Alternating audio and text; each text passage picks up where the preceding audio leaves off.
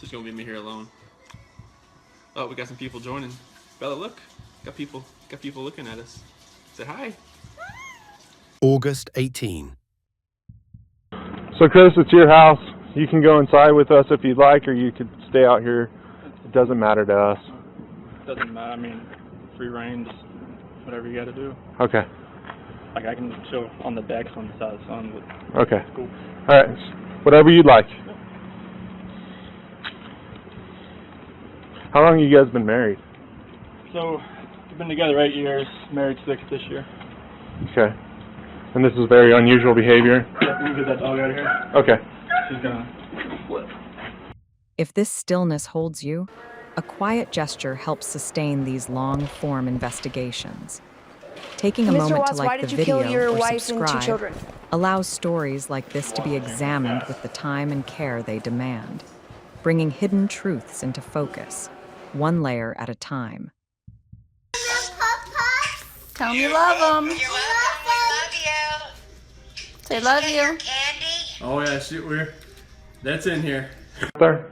Oh, that was No, the doorbell, is that a ring doorbell? like when you got a visitor, it does. But I don't think the speaker is on to where you hear it. Like by. Okay. I guess my question for you is, would it show her leaving with the kids? Did you have any alerts? If she came out here, yes. Like if Did you have any alerts today with that? just when her friends were here.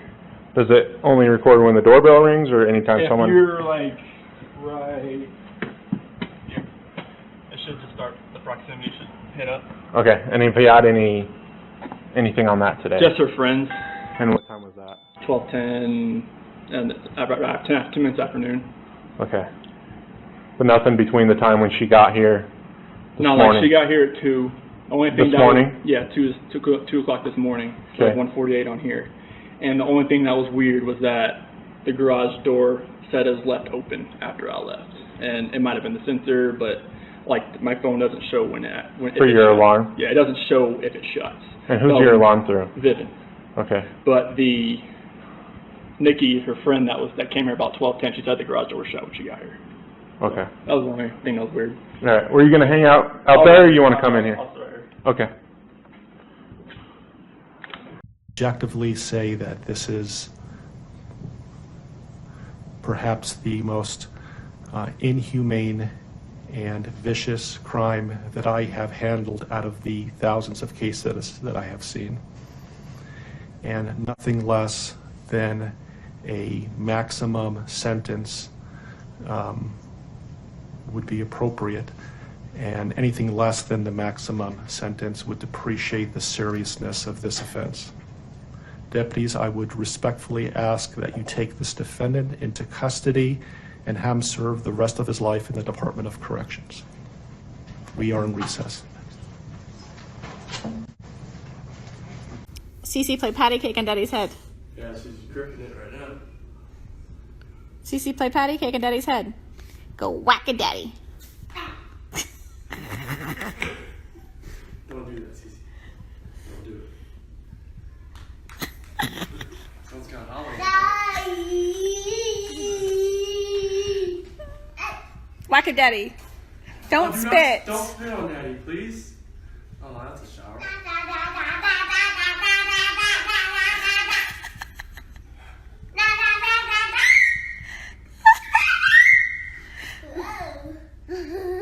Careful, Bella, don't fall, okay?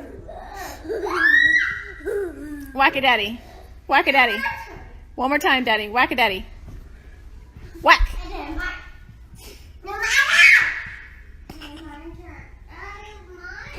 I just want them back.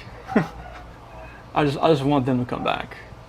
And if they're not safe right now, that's what's tearing me apart. Because if they are safe, they're coming back. But if they're not, this has got to stop. Like somebody has to come forward.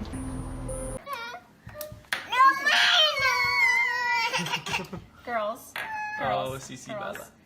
Okay, you want chocolate? No chocolate? If you want chocolate, you just get this bowl. You want this one, bigger one? We're gonna go. I love you too. This is the morning. This is why I love that I thrive. Of trust with respect to the victim in violation of Colorado Revised Statutes 18-3-102, subsection 1, subsection F. Do you understand? Yes, sir. Count 5 alleges murder in the first degree, a class 1 felony. It alleges that between and including August 12, 2018 and August 13, 2018, Christopher Lee Watts unlawfully, feloniously, and knowingly caused the death of Celeste Watts, a child who had not yet attained 12 years of age, and the defendant was in a position of trust with respect to the victim in violation of Colorado Revised Statutes 18-3-102, subsection 1, subsection F. Do you understand? Yes, sir. With regard to these first 5 counts, the minimum sentence that the court could impose if convicted is life imprisonment in the Colorado Department of Corrections, and the maximum the sentence is death. Do you understand? Yes, sir. Let me also point out that pursuant to Rule 32.1 of the Rules of Criminal Procedure, I don't want to be in it. Get lower.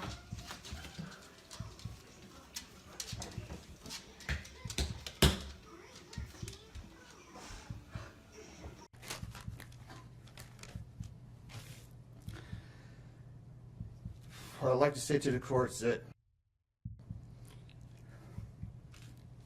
Shannon, Bella, and Nico are loving, caring people. They love life. They love being around people who love them. They always had good times.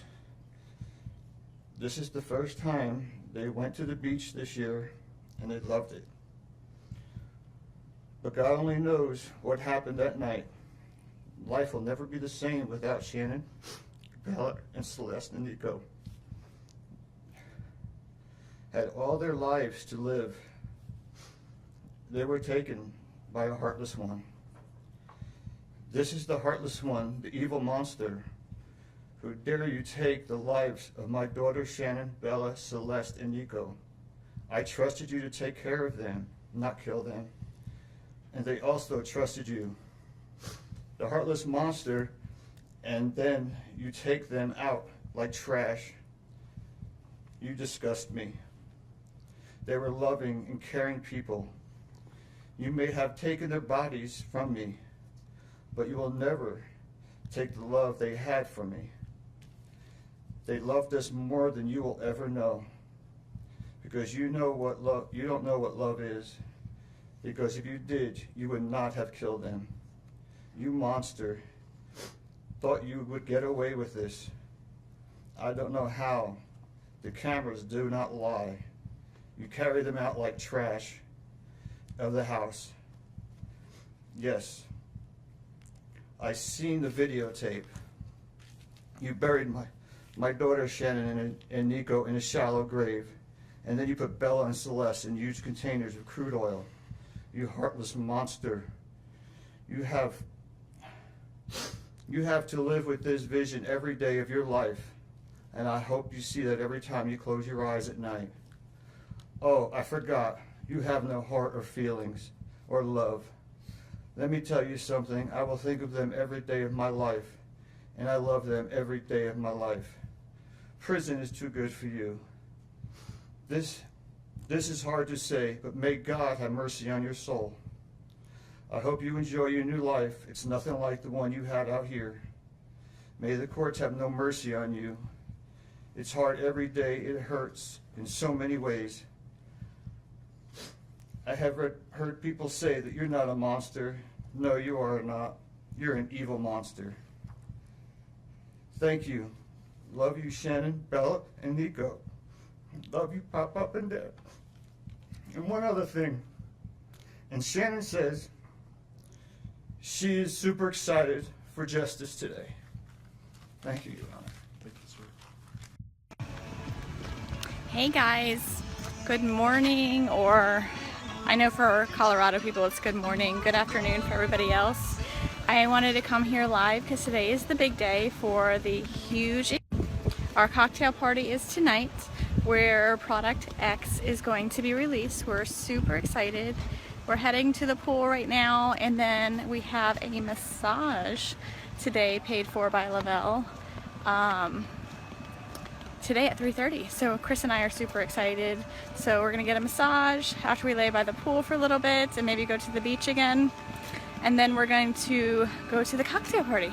And we will be live there tonight. Your Honor, there are no words to adequately describe the unimaginable tragedy that brings us before this court today.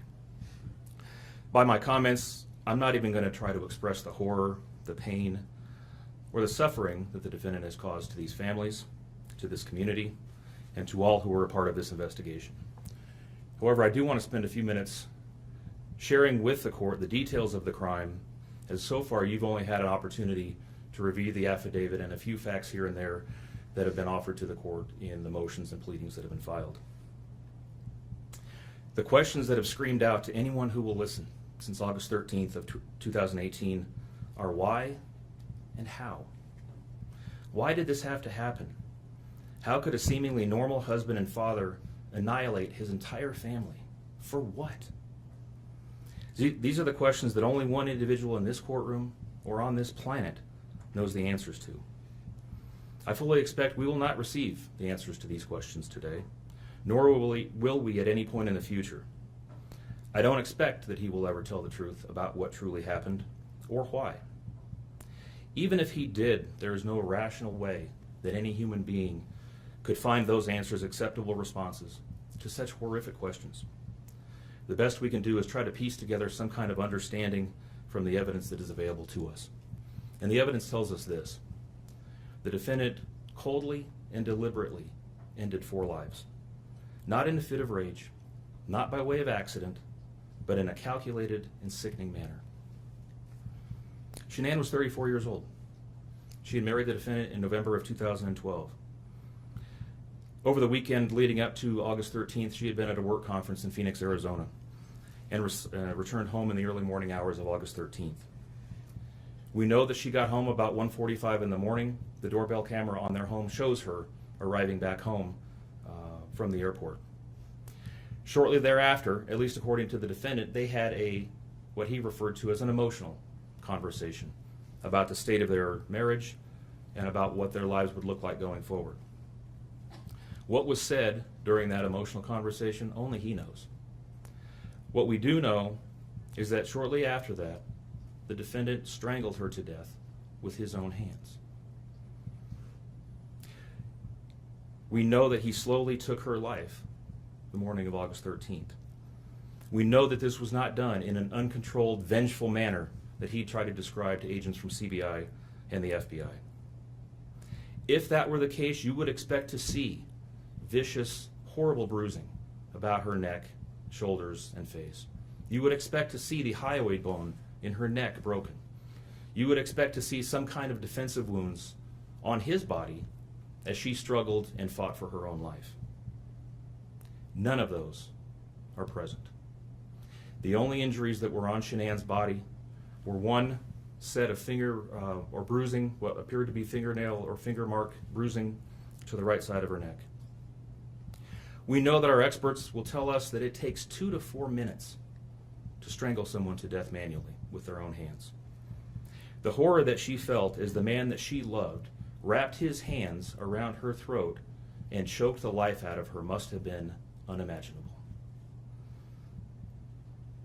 Even worse, what must Bella, age 4, and Celeste, age 3, must have experienced or thought as their father, the one man on this planet who was supposed to nurture and protect them, was snuffing out their lives.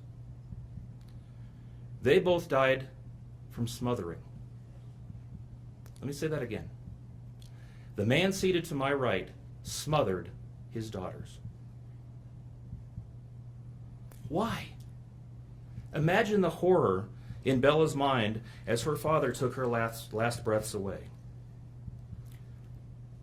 Your Honor, understand very clearly, Bella fought back for her life.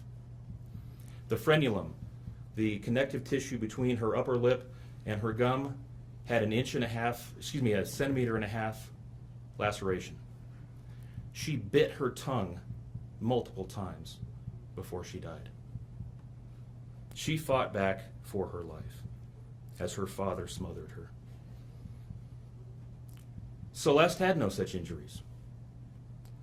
In fact, she had no external injuries at all. But according to the medical examiner, she was smothered nonetheless. The defendant then methodically and calmly loaded their bodies into his work truck, not in a hasty or disorganized way. He was seen from the neighbor's doorbell camera backing his truck into the driveway, going back and forth into the house and back out to the truck 3 different times, 1 time for each of their bodies. He then drove them away from their family home 1 final time, intent on hiding any evidence of the crimes that he had just committed. In one final sign of callousness for his wife, his daughters, and their unborn son, and their remains, he drove them to a location that he thought no one would ever find them, to one of the oil tank batteries with which he was so familiar. He knew this was safe. He had texted a coworker the night before saying, "I'll head out to that site. I'll take care of it." He had carefully ensured that he would be alone in the middle of the plains to secrete away the remains of his family in a place that he hoped they would never be found. In one final measure of disrespect for the family he once had, he ensured that they would not be together, even in death, or so he thought. He disposed of them in different locations. He buried Shanann and Nico in a shallow grave away from the oil tanks. Bella and Celeste were thrown away in the oil tanks at this facility. Different tanks, so these little girls wouldn't be together in death. Imagine this, Your Honor. This defendant took those little girls and put them through a hatch at the top of an oil tank, 8 inches in diameter. Bella had scratches on her left buttocks from being shoved through this hole. A tuft of blonde hair was found on the edge of one of these hatches. The defendant told investigators that Bella's tank seemed emptier than CC's because of the sound that the splashes made. These were his daughters. Significantly, when his co-workers arrived at the tank battery later that morning, to a person, they all described him as acting completely normally. It was a normal workday, even while his daughters sank in the oil and water not far away from him. And then his efforts at deception truly began. We've all seen the emotionless interviews that the defendant gives to the local media asking for help in locating his family. We watched as he claimed that the house was empty without them, and that he hoped that they were somewhere safe, and that he just wanted them to come home. He told investigators that they were at home sleeping when he left for work that morning, and that Shanann had told him that she was taking the girls to a friend's house for the day. What is striking about this case, Your Honor, beyond the horrors that I've already described to you, is the number of collateral victims that he created by his actions. While he stood in front of TV cameras asking for the safe return of his family, scores of law enforcement officers, neighbors, friends, and family scoured the area, fretted for their safe return. They texted him begging for any information and sending him their best wishes, all the while he hid what he had done. The list of indirect victims does not end there. Think of the firefighters and the Colorado State Patrol hazmat experts who had to don protective suits and who were called upon to pull Bella and Celeste out of those oil tanks. Or the coroner employees who had to conduct these autopsies. Or the victim assistants who frantically attempted to ease the suffering of those affected. All of this, Your Honor, for what? Why? Why did this have to happen? His motive was simple, Your Honor. He had a desire for a fresh start, to begin a relationship with a new love that overpowered all decency and feelings for his wife, his daughters, and unborn son. While Shanann texted the defendant over and over again in the days and weeks leading up to her death, attempting to save her marriage, the defendant secreted pictures of his girlfriend into his phone and texted her at all hours of the night. While Shanann sent the defendant self-help and relationship counseling books, one of which, ironically enough, was thrown in the garbage, he was searching the internet for secluded vacation spots to take his new love in researching jewelry. And while Shanann took the girls to visit family in North Carolina, the defendant went to car museums and the sand dunes with his new girlfriend. The stark contrast between the subjects of their internet and text content is absolutely stunning. Even the morning after he killed them and disposed of their bodies, he made several phone calls.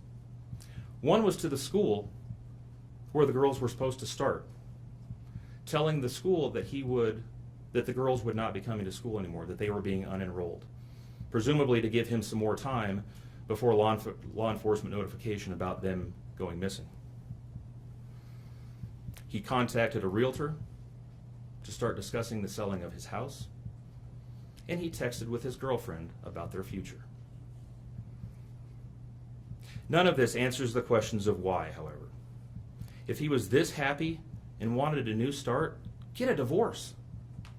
You don't annihilate your family and throw them away like garbage. Why did Nico, Celeste, Bella, and Shanann have to lose their lives in order for him to get what he wanted? Your Honor, justice demands the maximum sentence under the agreement reached by the parties. As you will recall, the agreement calls for life sentences as to Shanann, Bella, and Celeste, and all of those to run consecutively to one another. It also calls for the count of unlawful termination of a pregnancy as to Nico to run consecutively to counts 1, 2, and 3. I would suggest that the extreme aggravation present in the defendant's conduct and in the efforts that I have described mandate that the sentences for counts 7, 8, and 9, the tampering with a deceased human body, each be the maximum of 12 years, and that those sentences run consecutively to one another. It is very clear that each of these acts, that these were not the subject of one act, but each oil tank that he walked up with his daughter's bodies and the hole that he dug for his wife and unborn son mandate a mandatory consecutive sentence. It's been alluded to this morning, but the defendant was certainly eligible for the death penalty in this case under the existing law in the state of Colorado. As you heard, Shanann's family strongly opposed my office seeking the death penalty and being bound to the criminal justice system for the next several decades. That's in large part, as you've heard, why we have reached the agreement that we have. 4 lives were lost at the hands of the defendant on August 13th for reasons that we will never fully understand, nor will we know. In the end, the Rusick family was much more merciful towards him than he was towards his wife, his daughters, and his unborn son. Prison for the remainder of his life is exactly where he belongs for murdering his entire family. Thank you.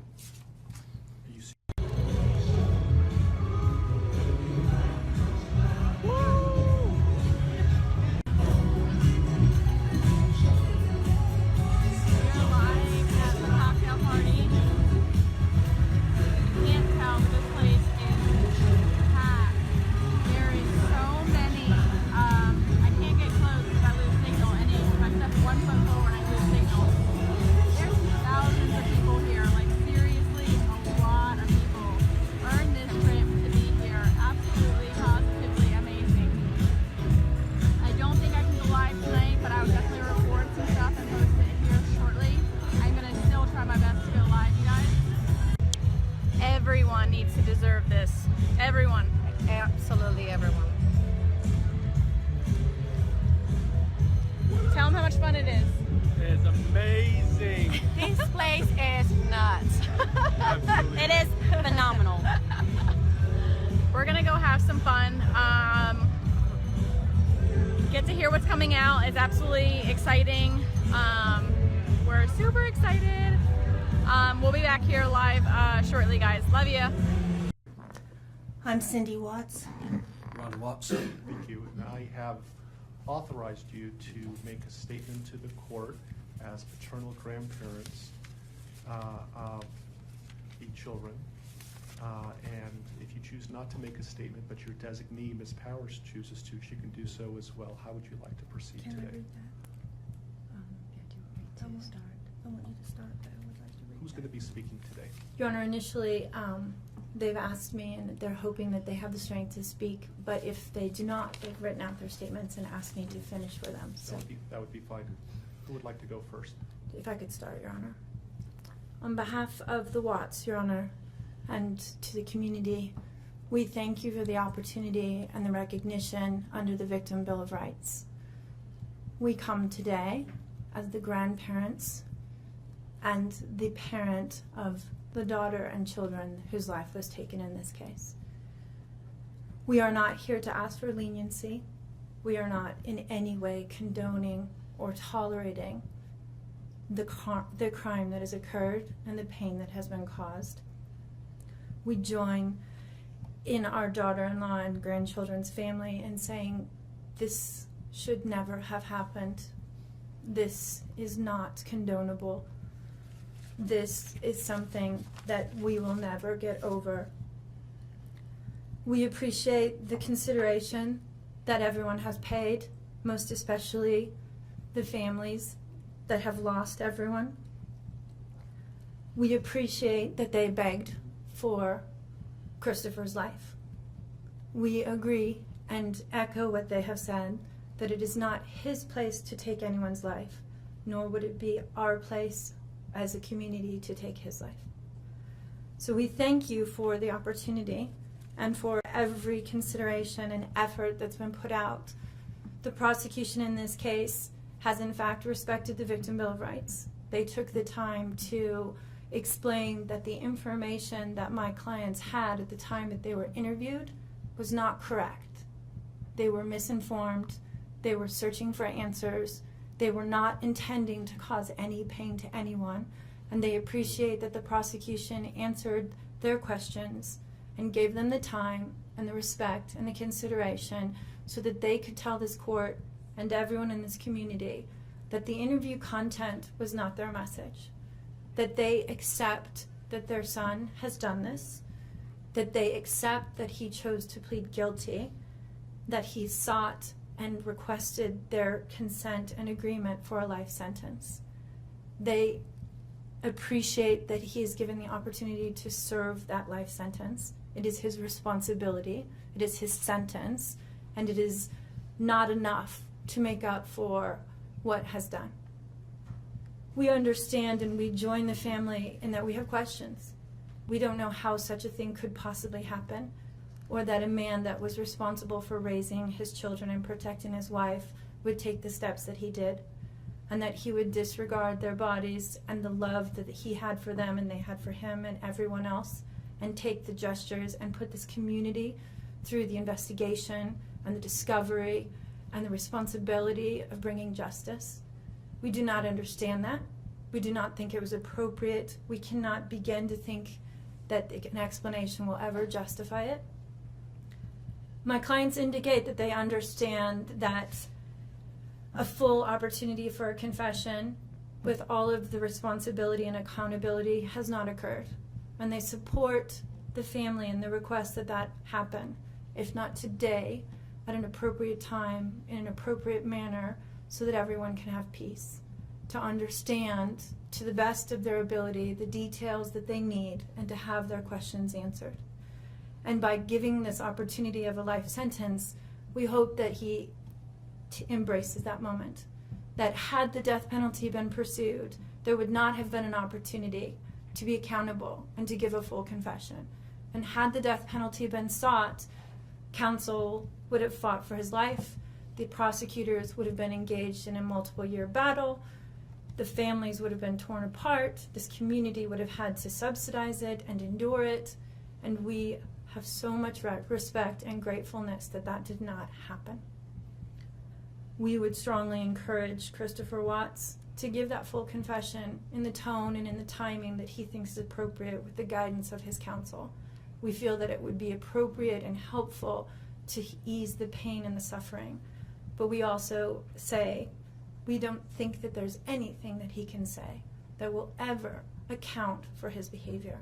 There's nothing that can be done to cure the harm he has caused, and he has the responsibility to serve his sentence with dignity and with regard for everyone, and to spend every breath that he has left in an atonement for what he has done. Do you want to read it? If I could just have you state your name for the record. Cindy Watts. Thank you. My name is Cindy Watts. I am the grandmother of two beautiful granddaughters, Bella Marie, Celeste Catherine Watts. I am also the mother of Christopher Watts, who I will be directing most of my statement to. First, I'd like to begin by recognizing the absolute horror of this crime and acknowledging the devastating loss that both the Rusek family as well as our family have faced. Our families have been irreparably broken by the needless deaths of Shanann, Bella, Cece, and Nico. This is something we will never get over. We will always mourn the loss of our family, and in that we are united in our grief. I am still struggling to understand how and why this tragedy occurred. I may never be able to understand and accept it, but I pray for peace and healing for all of us. Now to my son Christopher. I have known you since the day you were born into this world. I have watched you grow from a quiet and sweet, curious child who Bella reminded me so much of, to a young man who worked hard in sports and later mechanics to achieve your goals. You are a good friend, brother, father, and son. We have loved you from the beginning, and we still love you now. This might be hard for some to understand, how I can sit here under these circumstances and tell you, although we are heartbroken, although we can't imagine what could have led us to this day, but we love you. Maybe you can't believe it either. As the Lord said in Jeremiah 3:31, I have loved you with an everlasting love. Therefore, I have continued my faithfulness to you. And you, as your mother, Chris, I have always loved you, and I still do. I hate what has happened. Your father and sister and I are struggling to understand why. But we will remain faithful as your family, just as God remains faithful because of his unconditional love for us all. We love you, and we forgive you, son.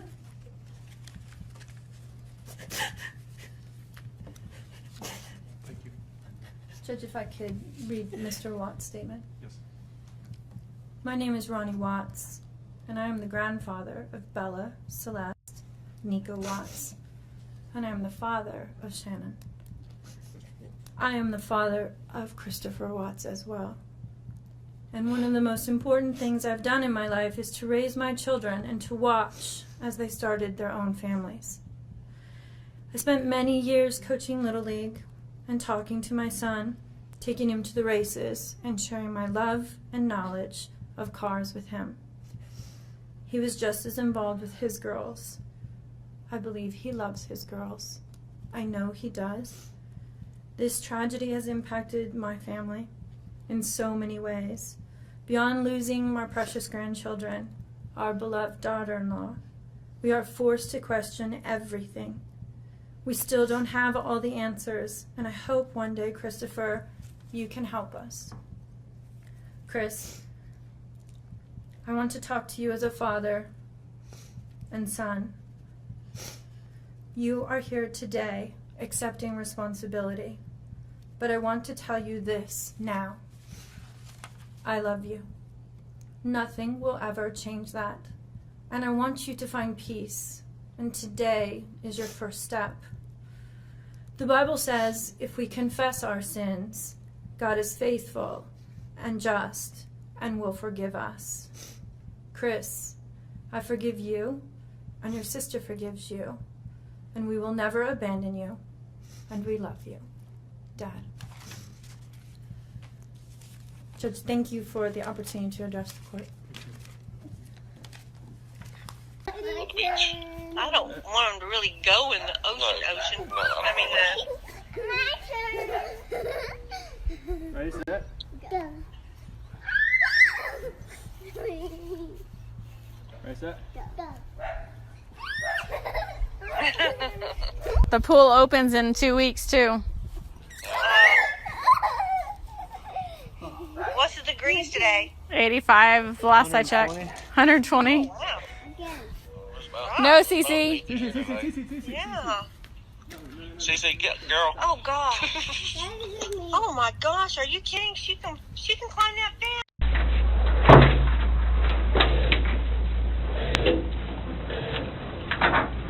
So I brought Graham in here because we want to talk to you about the results, okay? Sure.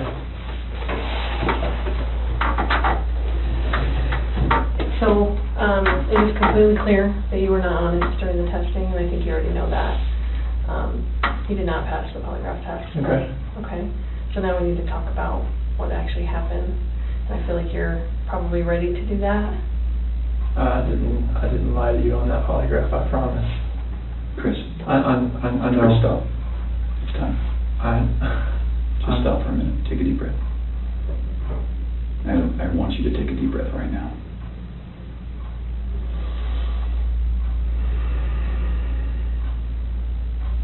There's a reason you feel sick to your stomach. And when people hold stuff inside, it makes you physically ill. And I can just tell on your face, I could tell from the second you walked in that you were wanting to just come clean and just be done with this. And I appreciate that because you knew sitting down in that chair that you weren't going to pass today. And you knew I was going to find out because I told you that. And then you continued to stay knowing that you could, at the end, say, you know what, I just need to get this off my chest. Like, I just need to tell you what happened. We're not here to play games. We're not here to do any of that with you. We just want to know what happened. So can you start from the beginning and tell us what happened? Everything that I've told you, I did not lie on this polygraph. I don't know how much I could tell you right now. Like, I did not. It's not even an option right now because you did not pass the polygraph. So I know you were being deceptive. So that's not even an issue right now. The issue right now is what happened to Shanann, Bella, and Celeste. That's the issue right now. Okay. Okay. So let's talk about that. I've I know you want to tell us. I can see it in your face. Holding this lie in is going to do nothing for you. I know this. Like, okay. I'm not like trying to like cover things up. Like, yeah, but you kind of are because it's normal. Normal people would do that. Normal people that make a mistake initially are going to go, I don't know what you're talking about. I didn't do anything. That's normal. I would expect that. It's just like if you ask your kid, you know, did you write on the wall? And they go, no. And you're like, you have a marker on your hand. Like, I know you just wrote on the wall. And they're like, oh, okay. That's a natural reaction that someone's going to initially lie about something like that and then eventually tell the truth. So this is your eventually telling the truth time. This is where the rubber meets the road, Chris. Like, don't let this continue any longer, please. I'm not trying to make anything continue. Like, I want them back home, like. But you know they're not coming back home. You know that. I don't know in the back of my head. I hope they come back home. But you know they're not. I hope they come back home. Mm-hmm. And I don't know they're not coming back home. Chris, Timmy and I are confused, okay? And here's what we're confused about. I told you that we've done some work overnight. Yeah. I told you that we've got a lot of leads, okay? That wasn't a lie. I know. We know a lot more than you think we do, okay? And here's where we're confused. You're this great guy, and I'm not just telling you that, okay? I'm telling you that because everyone tells us that, okay? We can't find anyone to say anything bad about you. Chris is a great guy. He's a good father. He's a good man. We're confused as to why you're not taking care of your beautiful children. I'm not taking care of them right now. Right now. Where are they? I don't know where they're at.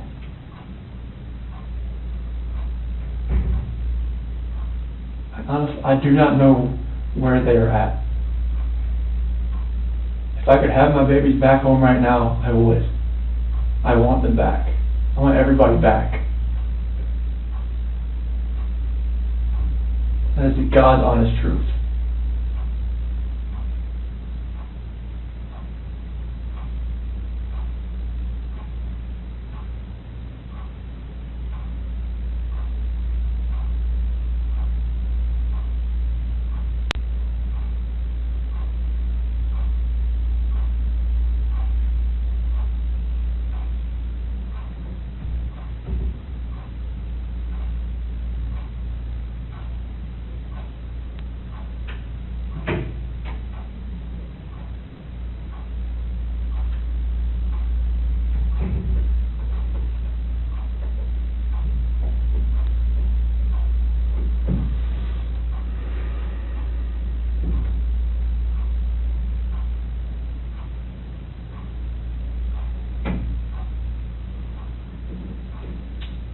keep talking about your family.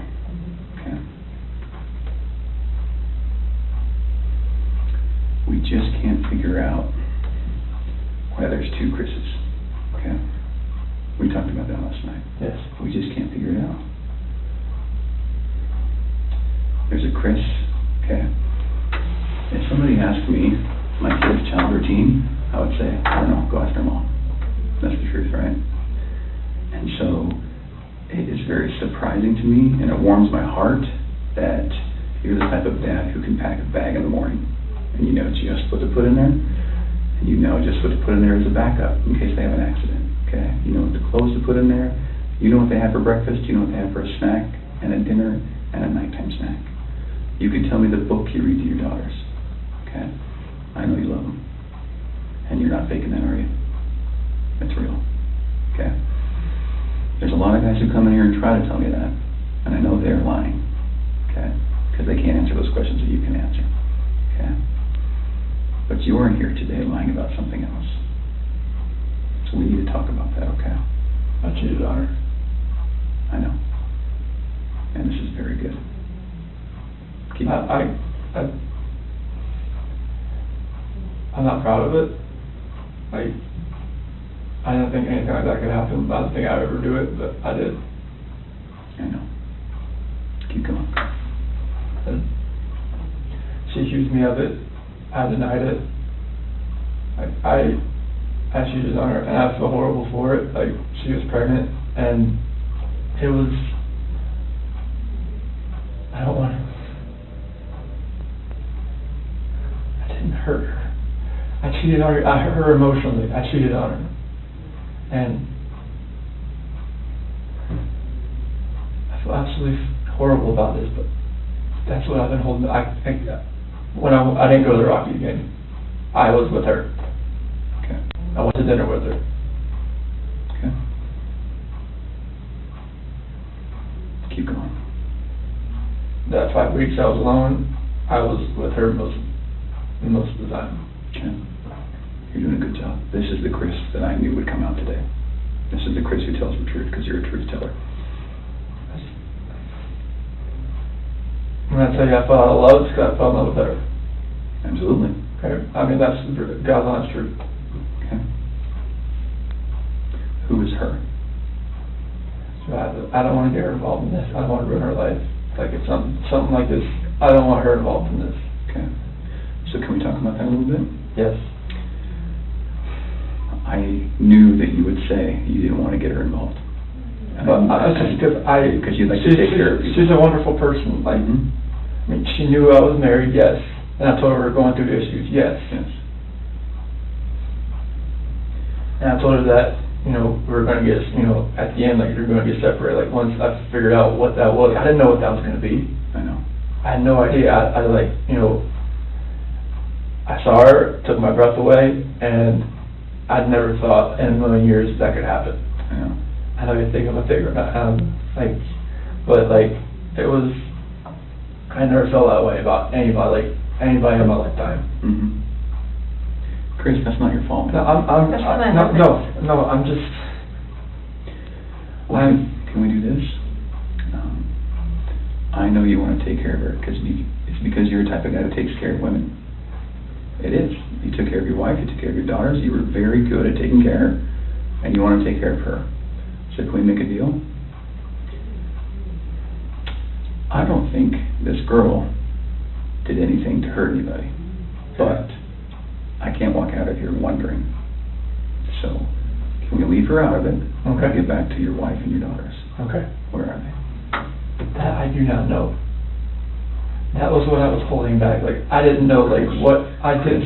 I know. Chris, in the interview today, you weren't asked about infidelity. You were asked about...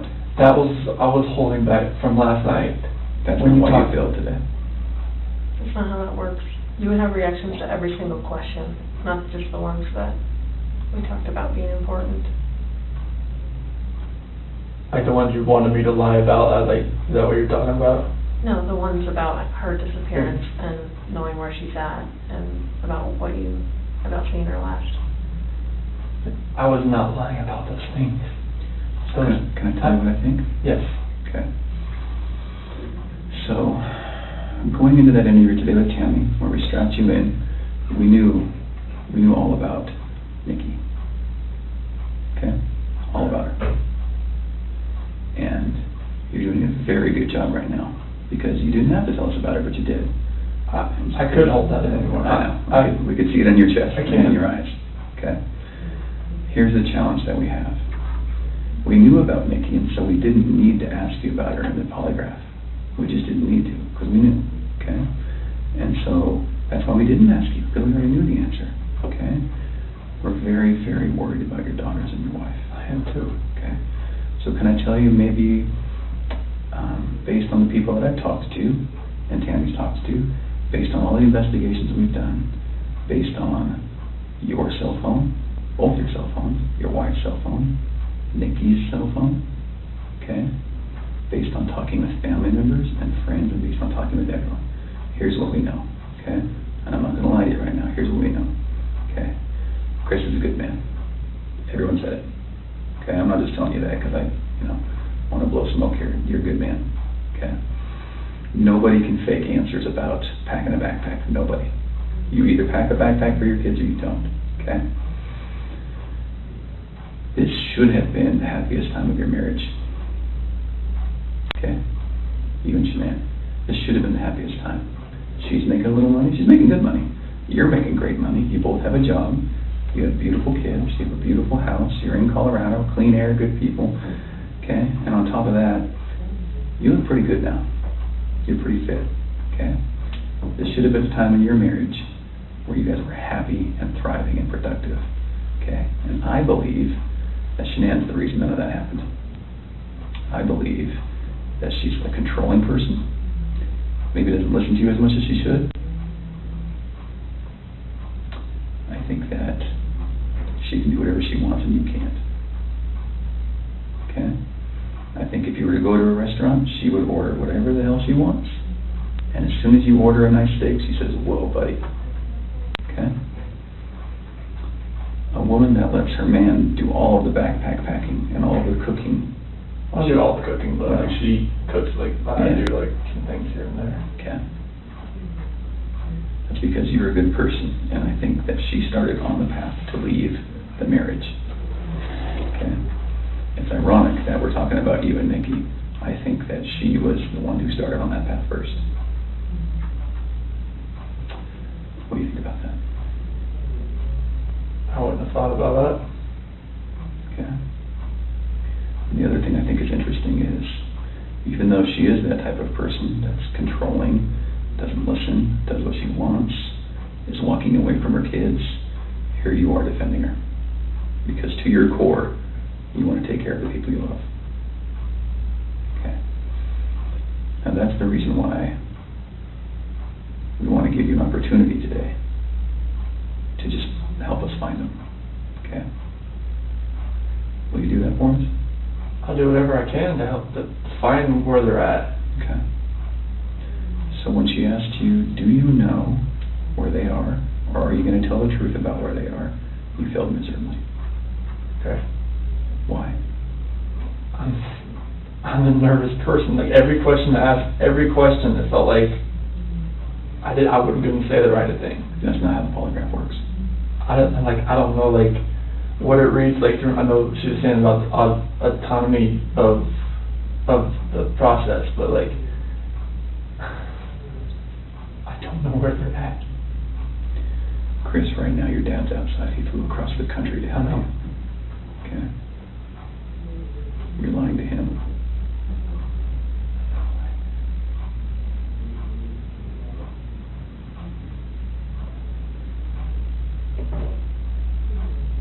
You're lied to everyone you talk to. And they all bought it. Will you please help us find your babies? I want to find them. I've told you over and over, I want to find everyone. Can we go back to that night? Yeah. You know that we have texts, and we know that there's an Alexa in your house, and you know that those are trained to record distress. Okay. You know that we know the content of Nikki's text messages and your text messages and Shanann's text messages. Okay? I didn't know you knew where Nikki was until right now, so. Okay. Tell us about that night again, and please tell the truth this time. I told you the truth. I promise I told you the truth. Like, we woke up at 4 o'clock. I woke up at 4 o'clock. Got dressed, got ready. 4:15, me and Shanann talk about the house, about separation. Did you guys talk about Nikki? She accused me of like, all right, well, you know, is there somebody else? Sure. I didn't say it. You denied it? Yeah. Okay. Because she brought up like, you know, like, well, was there a $68 charge on dinner the other night? Okay. Was there 2 of you? And that was with 2 of you, wasn't it? Yes. Okay. That's Nikki. Okay, so it sounds like at that time there was maybe you weren't quite ready to just say, man, this is everything. I couldn't say it. Okay. We were already trying hard enough. I couldn't say that. Okay. What did you say? I just told her like, this separation has to go. I want separation. Okay. Was it her idea to sell the house or yours? She initiated the realtor the week before in an email. Why? Because we were talking about the marital issues. She's like, well, you can't afford to live on her own. Well, she can't afford to live on her own, and I can't afford to live on my own. So she was like, we need to just contact Ann and see. And who'd you contact? Well, she contacted Ann, our realtor. Ann? Yeah. Okay. Would Ann say the same thing, that your wife initiated the contact? Yeah. Okay. She would. And then on Monday, I texted her to see if what she could do. Okay. And that's in there too. You probably already knew that. Tell me about the pregnancy. Was that your idea or hers? She said she was about 80-20. Well, when we did the pros and cons of it, like after she got pregnant, she told everybody that it was mainly my idea. Is that true? Yeah, I mean, I wanted a boy. Did you want to get pregnant? Hmm? Okay. And then after the fact, she said it was mainly me that wanted it, and she was about, you know, she was 70-30 against it at that point. Like, she would tell her friends that. Yeah. And I was just like, what, 70-30 against it? Like, why? Okay.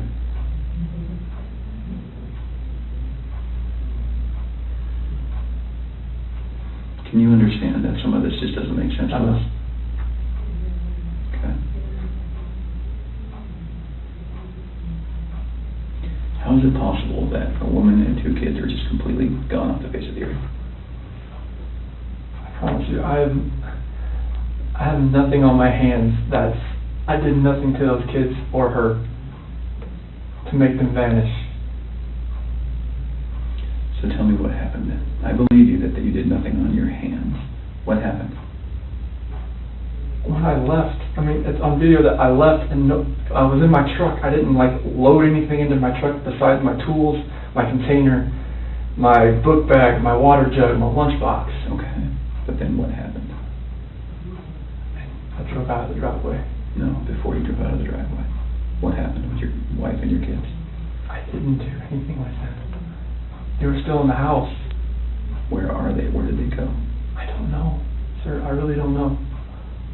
Your wife's not the type of person to vanish. I know she's not. She had 10 things on her schedule that meant she was going to be there the next day, that day, the day after that, with friends, with a doctor. Okay? She didn't leave because she wanted to. Okay. So what happened? I didn't do anything to her or the kids. Was it an accident? I didn't do anything. Was it an accident? There was no accident. I don't know if there was an accident in the house. I wasn't there for it. It's a big deal if it's an accident, because we can work with that, Chris. No. And I think that's maybe what happened. I did not cause an accident. I didn't do anything to my wife and kids. Was it a misunderstanding? There's no misunderstanding. Like, we had that talk. There was a misunderstanding where I didn't tell her about the affair. Okay. I didn't. That was the misunderstanding. Like, miscommunication, misunderstanding. Yeah. Good. But I probably should have told her right then, honestly. I mean, everything was out on the table anyways. Right. I should have just told her right then. But I didn't, because I just couldn't bring myself to do it. What was your plan? What were you going to do? I mean, how is the separation going to work? Like, once we got separated, I would get my own place, and then 50-50 split with the kids, that's what I was hoping. And what about Nikki? Take it slow and just see if anything develops, like when I'm, at my own place. Okay.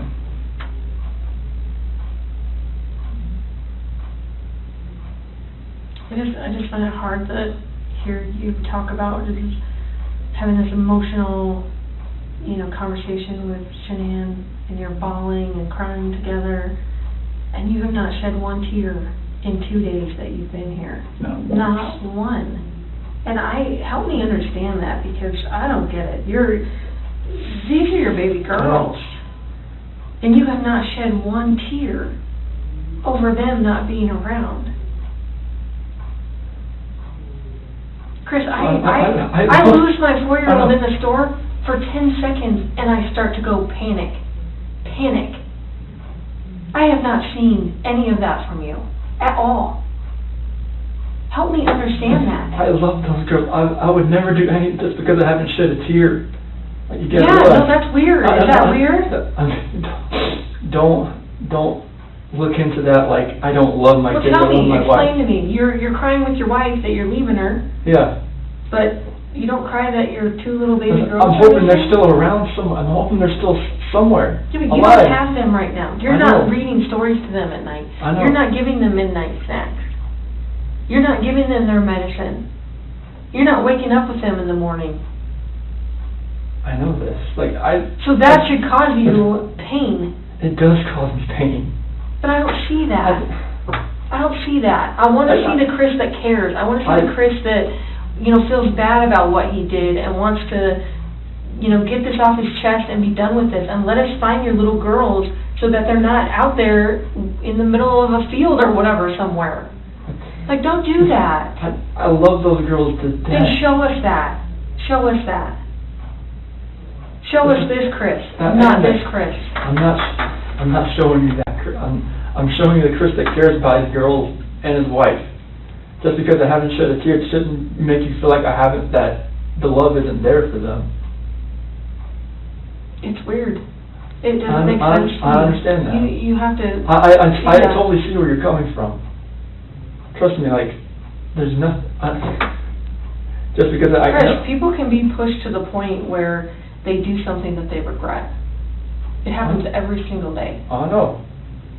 But part of what makes you a man is the guy that goes, I really fucked up, but this is what I did, and I'm going to pay for what I did, and I'm going to tell you what I did, and I'm going to be honest about it. Chris, we can keep talking to you once we find these girls, okay? So once we find these girls and your wife, right, no matter how we find them, no matter what condition they're in, we can keep talking to you, and you can tell us, guys, it's not as bad as it looks. And you can say, let me tell you what happened. I was never comfortable with you, Graham, or with you, Tam. No, I wasn't comfortable yet, but now that everything's known, now that these girls are found and Shanann's found, however they're found, it's okay. We can keep talking to you. Okay? Chris, did Shanann do something to them? No, I don't know. I'm serious. I have no clue. No, you would have known, because they didn't leave the house. Did Shanann do something to them, and then did you feel like you had to do something to Shanann? No, they were at the house when I left. They were there. They weren't there. They didn't leave. They vanished. They were there. The only way they could have left is in your truck. There's no way, because I didn't just throw them in my truck. You know your truck has GPS, yes, right? Yes. Because you told your boss, hey, I'm going through separation, I'm maybe staying at a friend's house, whatever.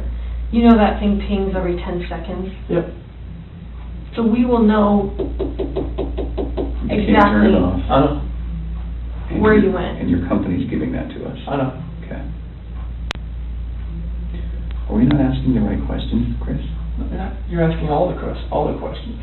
What are we not asking you right? What are we doing wrong? You're not doing anything wrong.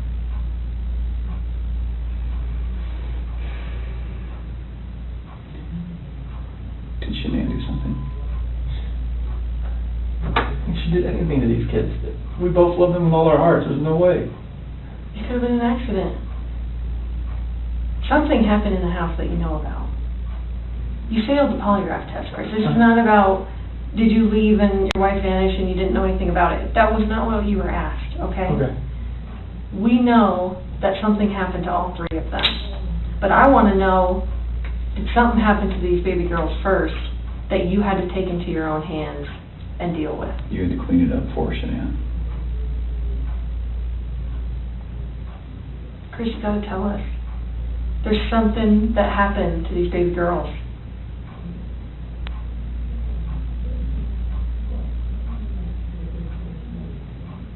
Look at them. I know. Before you came in, I was watching videos. We have no doubt you love these girls with all of your heart.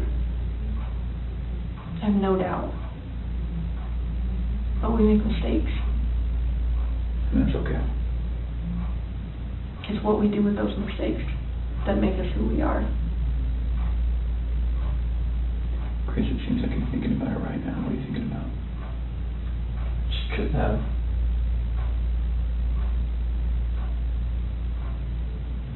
I feel like you cleaned up for her. I feel like that's the type of guy that you are.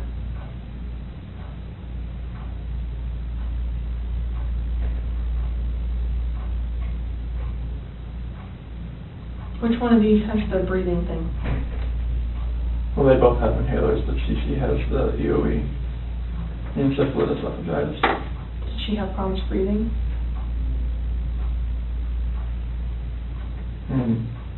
Only like with her allergies and whatnot, like if she had anything next, but she's home with the endoscopies and everything and the surgeries I told you about. Do you think she had trouble breathing that night? And Shanann freaked out? And didn't want to live without her baby girl? I don't think so. Did you hear about the homicide that happened in Aurora, where the guy beat that family to death with a ball-peen hammer? The only person that survived was a 3-year-old sibling. And that sibling grew up to be a total mess. No family, no mom and dad, no brother or sister, just her by herself. She says, I wish I would have died with them. And there are times that people freak out. I've seen it. I mean, I've been in mom for almost 20 years. I've seen it. Parents freak out and they're like, oh my God, like, I can't have my baby girls live without each other. They're best friends. They're like twins. They're, you know, they wake each other up in the morning. And I understand that. We had a mom in Castle Rock that suffocated both her baby girls. She's like, my husband was going to take them, and she's like, I just couldn't handle. I thought I was doing right by them. I thought I was saving them pain. And I get it. Why? How's she saving them pain? Because she didn't want them to have to live without their mom.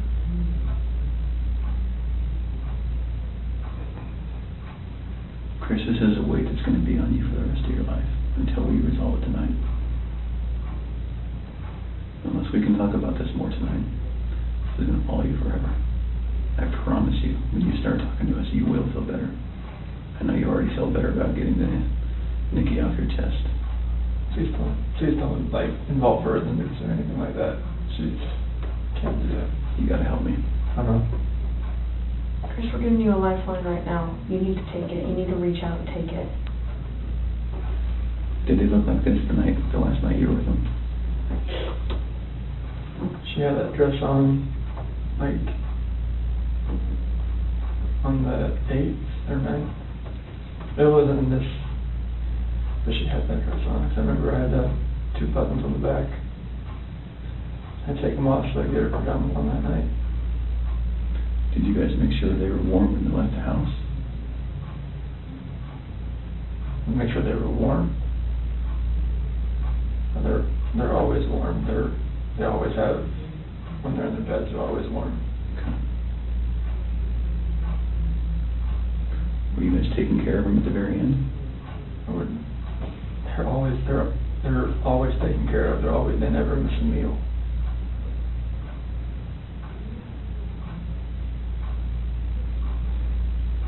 Chris, you took them out of the house with their blankets and their animals.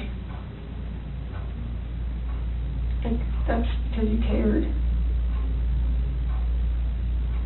That's what a caring dad does. I mean, I'm always caring for these kids. There's nothing in this for my life.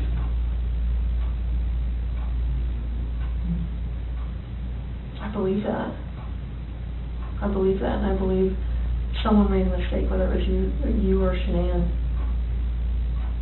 And you either cleaned up after Shanann or you made the mistake. And I mean, I want to believe that maybe Shanann did it and you felt compelled to fix this so Shanann didn't look bad.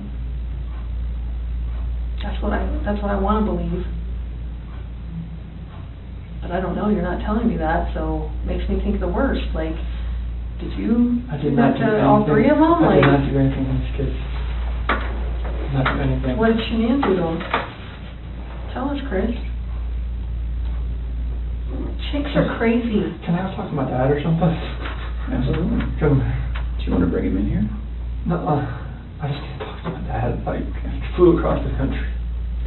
Hey, Chris, I can't. How about this?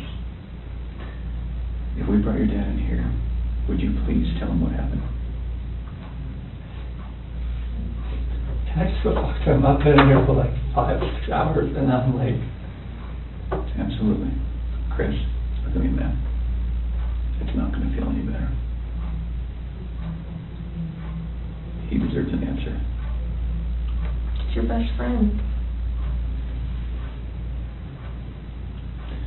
There's only one person you wanted here most, and it's your dad. Yes. What would you tell him? I love him, and I just want him to be by my side. Okay. He knows more than we do that you're a good man. And he knows as much as you want to protect your wife, Shanann. I think he would tell you to do the right thing. Before we get him... Can I go out there and talk to him? Well, I don't know that you want to do it out there, because there's a lot of people going through the halls. Should we bring him in here? We'll step out. Okay? Can you do a few minutes with him? Okay. Can we just ask a couple more questions?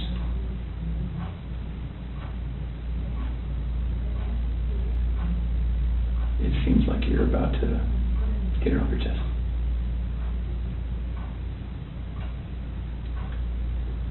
Is there any way that you can help us understand more about Shanann and why maybe something happened, so that we don't get a bad picture about her? And what I mean is, what happened that night with her? As far as like after I talked to her? With the girls. Like when we were having that conversation in bed there. Mm-hmm. Like when I talked to her about the separation and the house, and she asked me about the affair, and and that's how that conversation went. Okay. She was distraught. She had like mascara running down her face, all that. I mean, it was emotional. Well, how about this? If we bring in your dad, will you promise me that you'll talk to him? I'll talk to him. Okay. Will you promise me that you'll tell him everything? Would it be easier if you told him and he told us? I don't know. Okay. going to be easy or not. I tend to think it's not. I think you're the type of guy that needs to take responsibility because you always have taken responsibility. You've always made the right choice. So I guess I'm just worried that if we bring your dad in here, that could distract you. What do you think? Distract me from, like, talking to you? Yeah. I just need to talk to him. Okay. All right.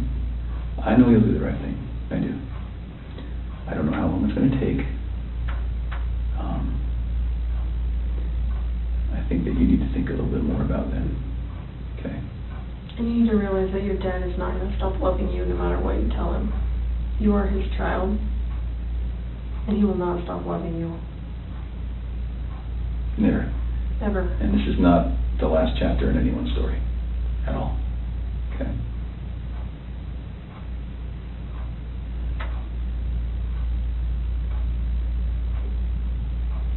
He's been here the whole time. You know, he didn't want to leave you. Have you ever seen, sometimes when an animal's owner dies, they stick around forever? I think that's your dad.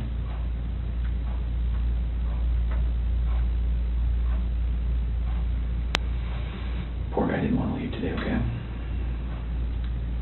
So, keep that in mind. He wants to hear it all.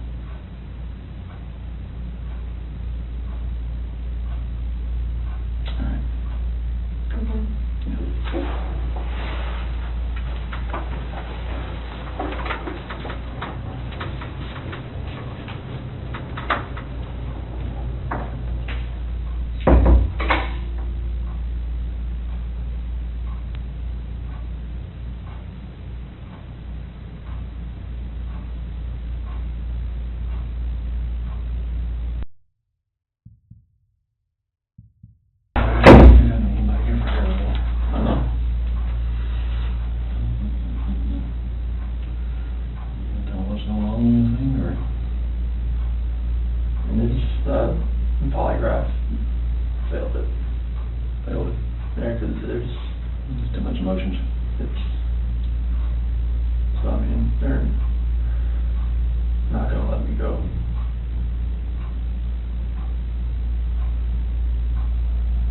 Is there any reason why they shouldn't? They know I had an affair. And they know. I can't complain about that.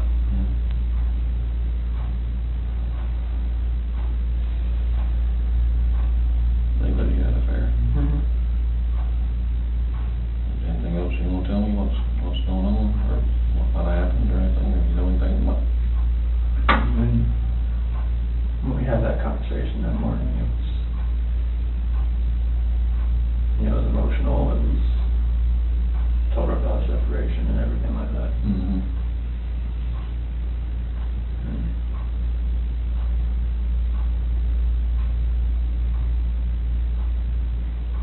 What happened after that? I mean, I went downstairs and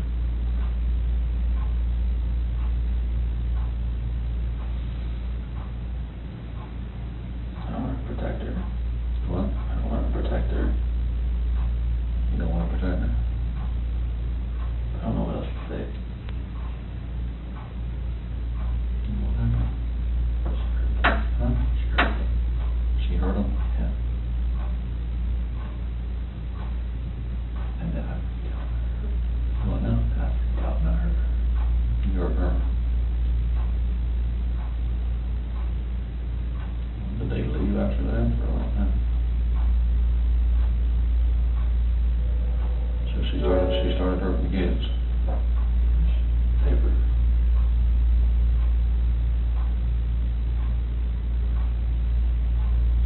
Oh, you guys what happened?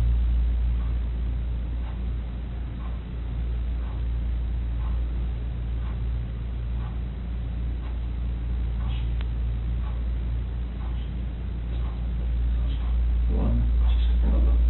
She smothered him. Or choked him. I didn't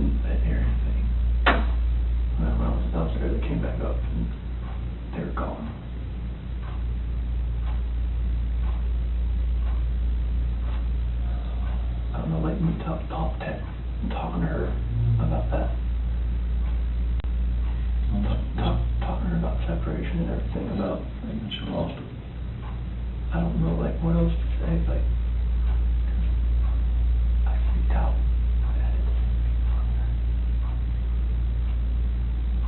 Those are my kids.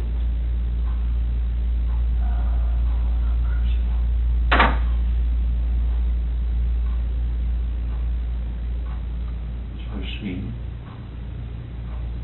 it's not that one time, you were leaving the place and going to work.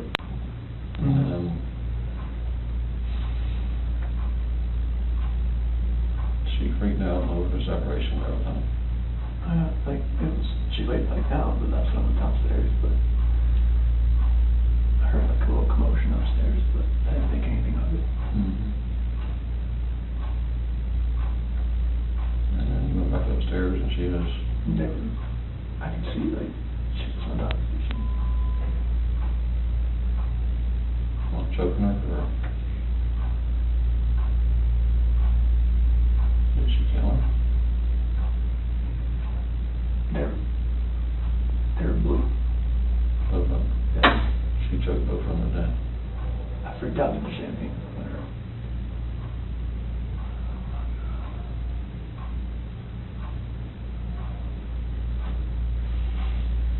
I don't want to say. I don't want to say it though. No, just...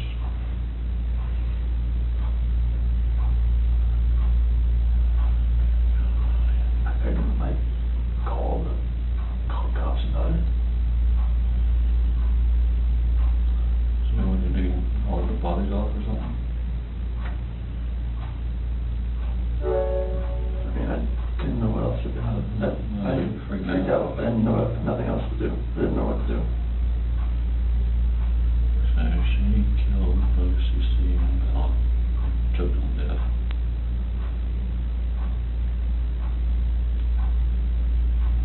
And you lost it and choke her, or... That's just rage. I hadn't...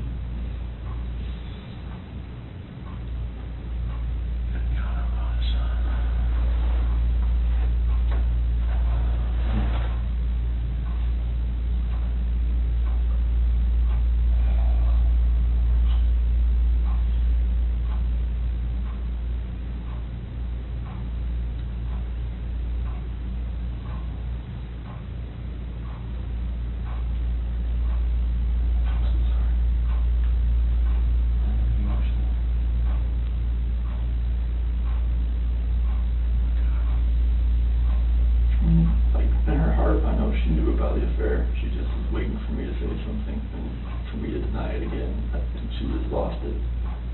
So when she went off and told her about it? That's when the crying, like, happened. And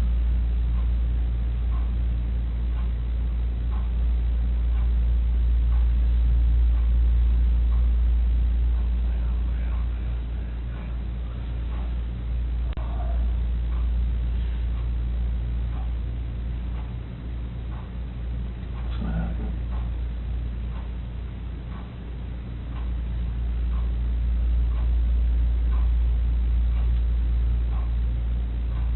She lost it.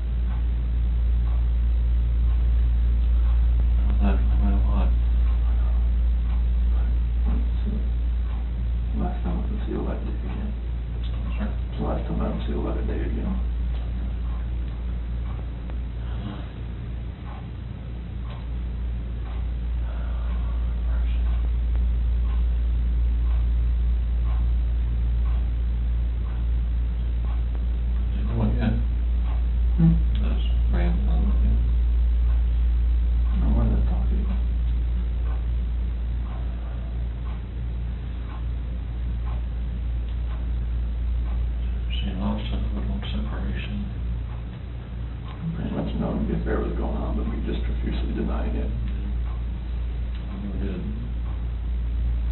I made a total bunch of all this knew something was going on. She actually killed both her children.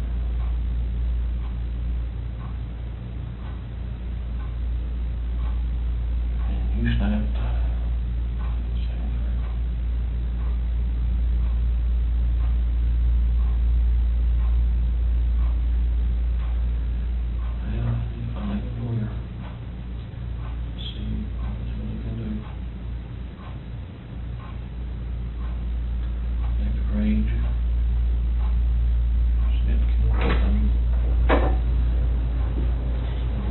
What's that? Doing okay? You sure?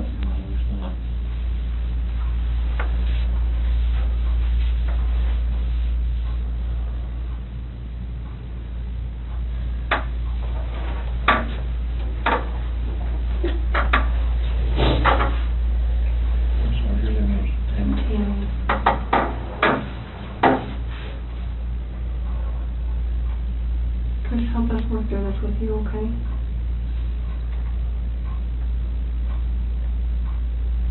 Will you tell us what you told your dad?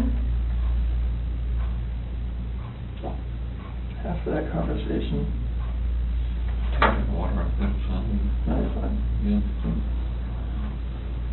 After that conversation we had, and she accused me of the affair, and she, in her heart, she knew what was going on. And she knew about the dinner the other night. It was too much for just me. Think about what now? When I told her I went to a Rockies game, I went out to dinner.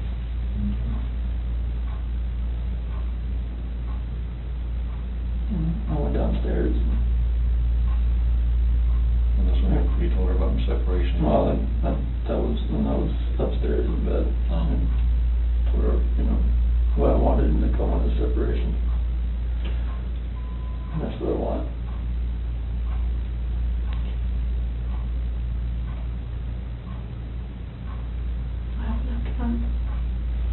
I went downstairs and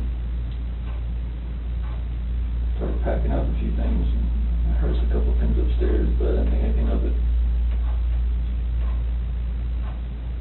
I continued this, own thing and get ready to get everything packed up.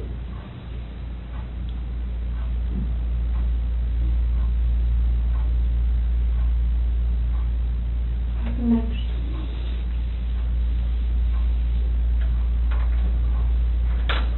I went upstairs and I was going to talk to her again. And I saw on the monitor, those covers were like pulled off and she was just laying there. She was just hot.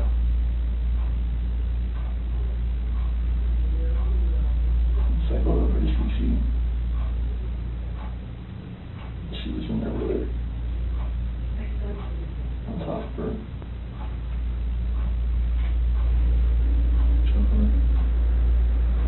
Freaked out. I ran in there and got on top of her.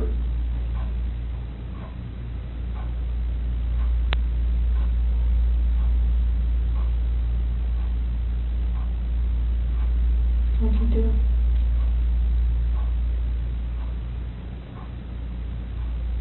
She blew.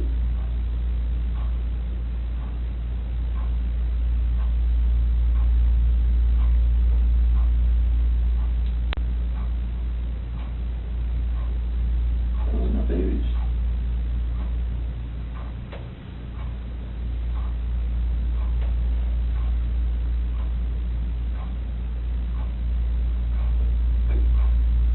Those are my kids.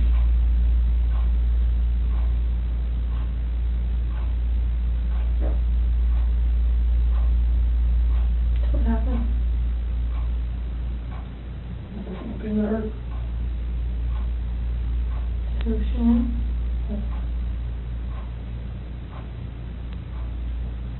Where were you at?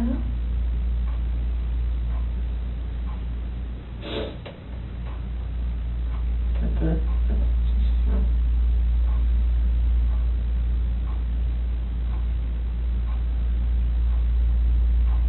Put it back in our bed. Sure. And do you have that? Okay. What happened next? I don't know what to do. I have no idea what to do. I'm shaking.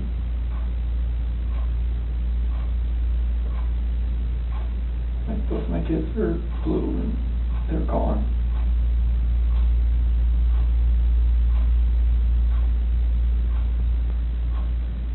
And I'm just like blind, just I'm not that person, like I'm just like she hurt my kids.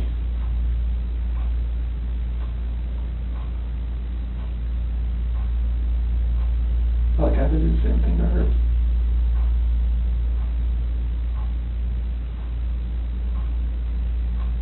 What happened after she was in your bed?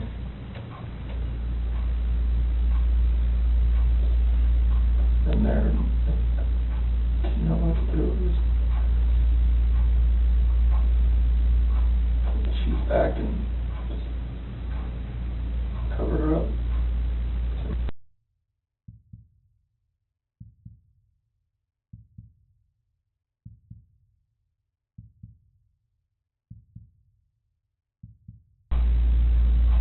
Didn't know what to do.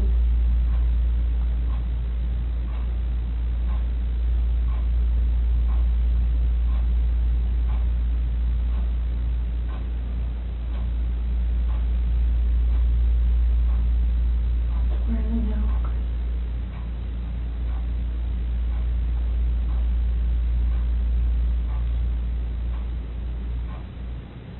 To find your babies.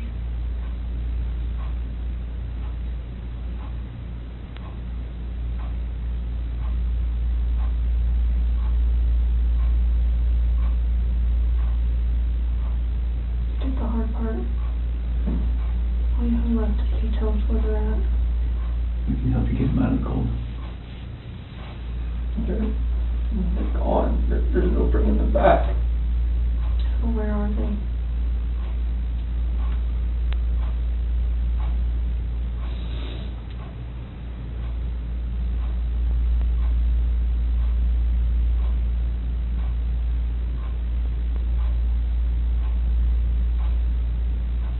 That first location I went to that day. Where at? That's 3319. Where at? That location. Right there off the site. Right there. How did you pick that site? First site I was supposed to pick it right So where would we find them there?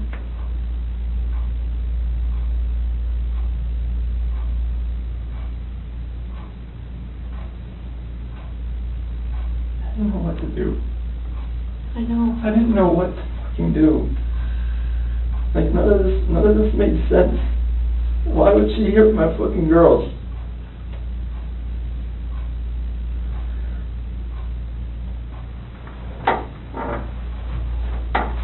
So Chris, are they in something? Are they under the ground? Like,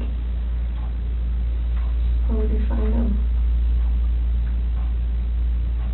You take us out there? There's no way I want to go out there.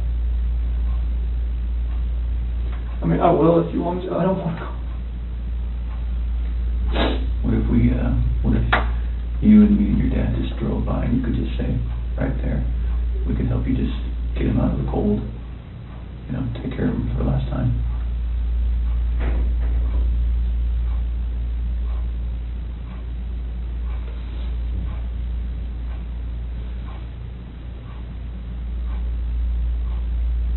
I'm sorry. I know you are. I know you are. I know you came in today to do the right thing. You didn't have to come in. You came in all on your own.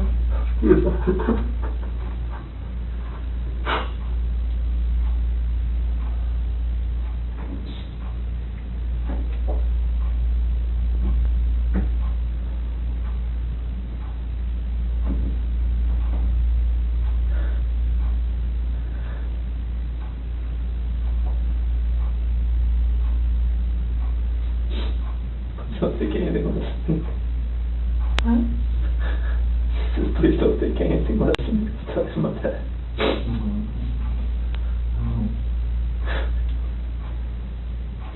Are they all three out there, Chris? Yes. Okay. What was she doing to Cece? She's just on top of her. My hands around. Hands around what? My neck. You saw it? I saw it on the monitor. Okay. And that's why I ran in there. What'd she say? Threw her off and saw Cece was already blue. Is not moving. And just that blind rage, I just did the same thing to her.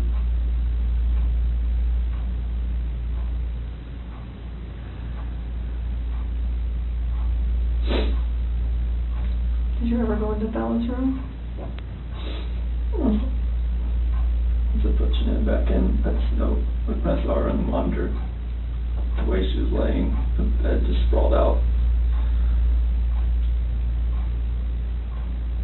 Is that when you packed up their special stuff? So where'd you put them? Get them out there. In the truck. Which part? Driver's side rear. In the passenger compartment? Driver's side rear. Right behind my seat.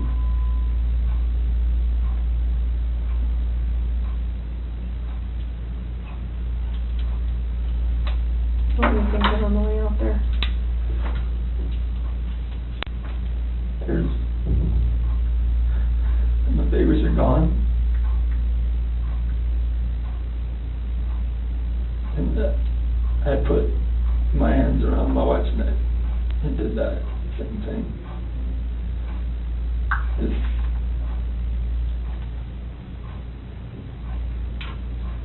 Did Shanann fight back at all when you did that?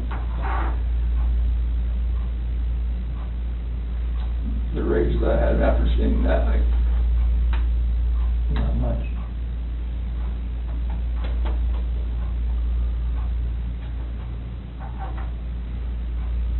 How do you know Shanann was dead? Smooth.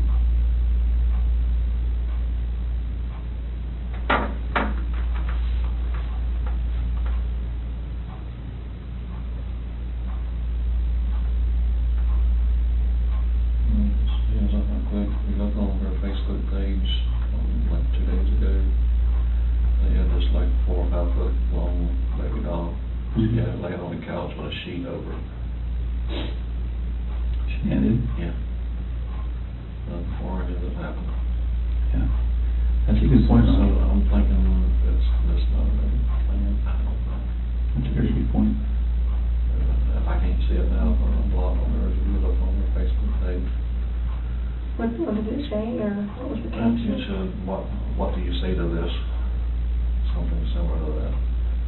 And a tall baby doll about that tall was laying on one of our couches and had a sheet over it, across the head, all the way up. You can see his feet hanging out.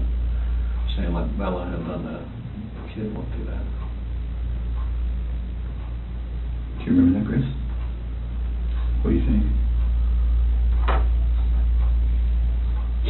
Just make fun of it. Thought it was funny. Did Bella do it? I don't know. I don't remember. I don't think so. But I don't catch it up. I don't think she would do something like that. I've seen them have their dolls and stuff out on the floor and just covering up waist and stuff and something like that. But not covering their head and everything up like Because what? a body laying there or something.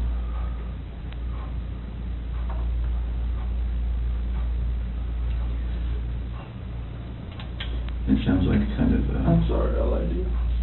Commend you. I mean, you knew what was going to happen. You stayed for a reason. Chris, you're a good man. I'm not a good man.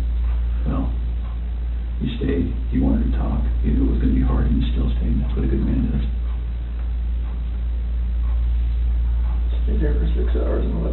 before. I just stared you in the face. We're glad you did. I can see when the rage would come out and see a bunch of kids dead. You don't know. You don't know when you look at Jesus come out and see him move.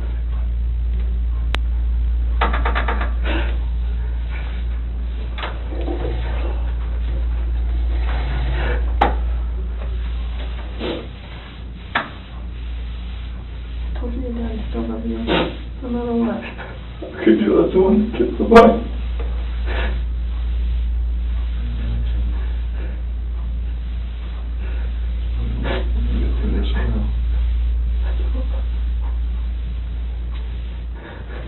Hey, Chris. Nothing will ever be the same again.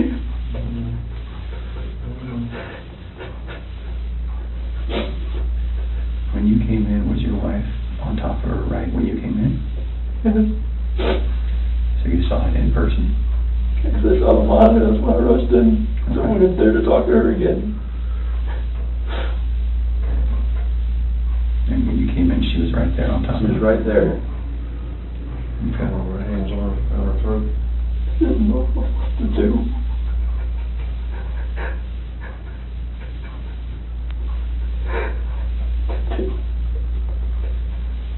Were you trying to save Cece? Already blew in the face. She wasn't moving. Her head just banging over left like that.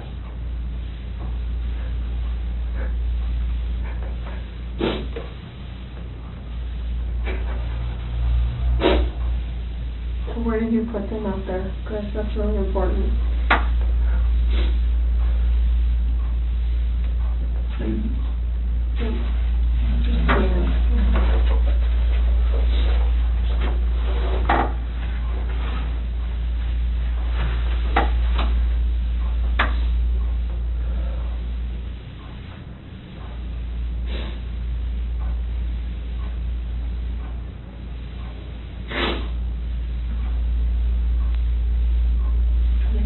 Something, or they under something, in something. I didn't know what else to do. I know, so tell me what you did. I know. I didn't know what else to do. I was so scared. I know. It's like my wife just did this, and I just did that. What do I do? Right. Or anything that I would do from them was just going to be just insensitive and just a horrible thing. You were in a tough spot. I mean, what can you do, right? Sometimes your body just kind of takes over and...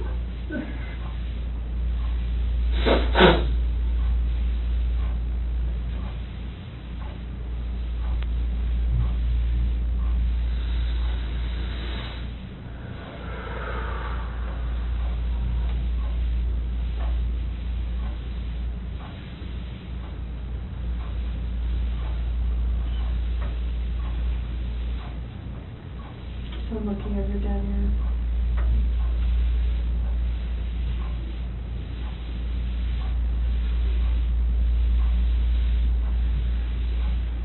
Can you show us?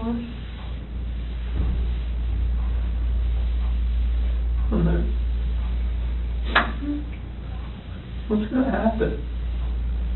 We're going to help him get out of there.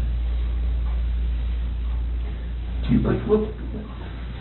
Would you prefer that one of your coworkers? Oh my God, no. Okay. I cannot have that.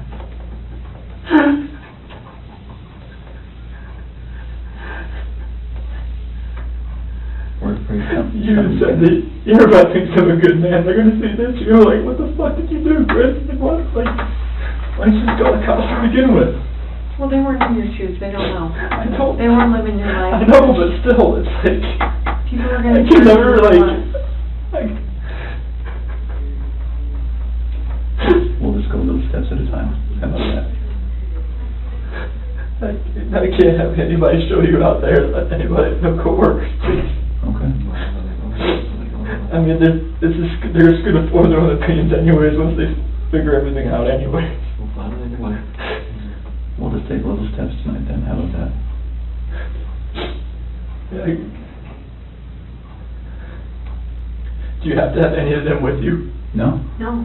We prefer you. Can you and me and Tammy and Ronnie get in the car and just drive out there? Just general direction. You just point it? Take it from there. Chris, I know they're gone, but they're still your babies, and you're still their dad. You don't want them out there. I don't want them out there. And you don't want someone else to find them out there. You don't, I promise you.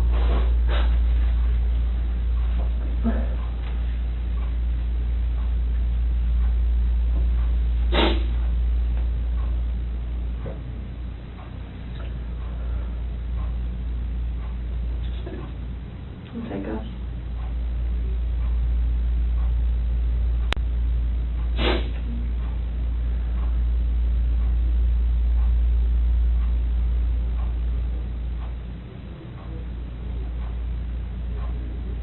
You give us a second so we can kind of get some things arranged. You do that? Ronnie, do you mind staying in here with him?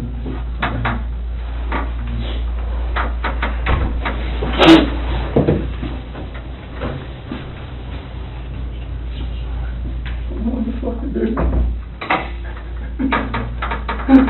One step at a time now. This is just fucking horrible.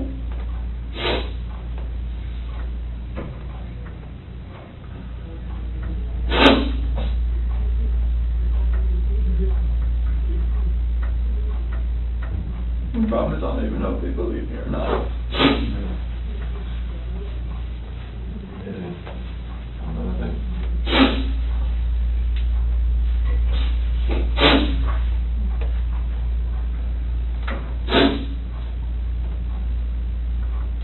You never do nothing to hurt no children. Never.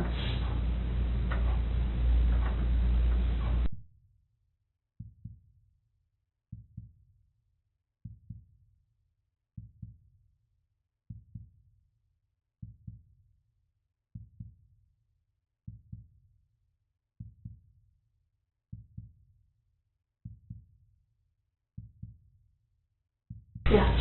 I'm gonna text my daughter after I go to my house before my wife finds out. This ain't gonna be on the news anytime soon, or is it? No, not tonight. I can't imagine tonight, no. I mean, I don't really have much say in that, but I can't see that. Do you want me to take you out to the lobby and you can go to the bathroom and then text your wife and stuff, talk to them? You might want to go outside. Yeah, I'm gonna go outside. Just watch the press people around. Yeah, I'll see if I go out there while you're over there. You want your water? You want to take your water with you? Yeah. We're going to try to do our best to make sure that we, we don't stand to gain anything by broadcasting any of this. That's not what law enforcement is ever really about. So we're going to try our best to handle that as discreetly as possible, but they're pretty good at what they do too. So I'm not from around here neither, are you? I've only been here a few years. Okay. Yeah. I'm going to find a lawyer or something for, not a public defender, but somebody else. We can talk about that later. Yeah. Get your phone. You got it? Okay. Let's go this way. All right, we'll stop.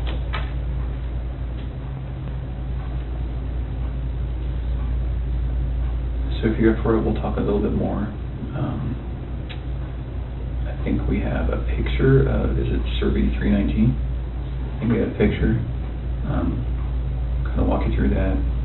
I'm sure you have a ton of questions for us about, how your night, month, and weekend's going to look. So Tammy, I was just telling him, I wanted to show him that picture. Yeah. And then we're going to talk a little bit about how the rest of the night's going to go. That looks familiar to you? What is that? It's the PRC Survey 319. Okay. Whereabouts is Shanann and the girls? How old is this picture? Today. How's today?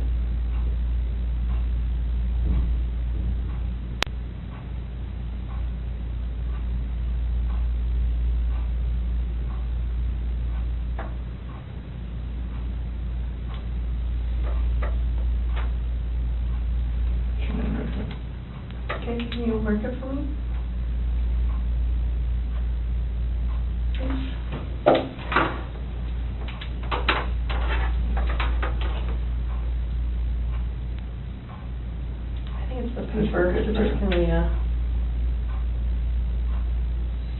The S for Shanann. Okay. And where are the girls at? Here. In these? Mm-hmm. So which one is, do you know which one?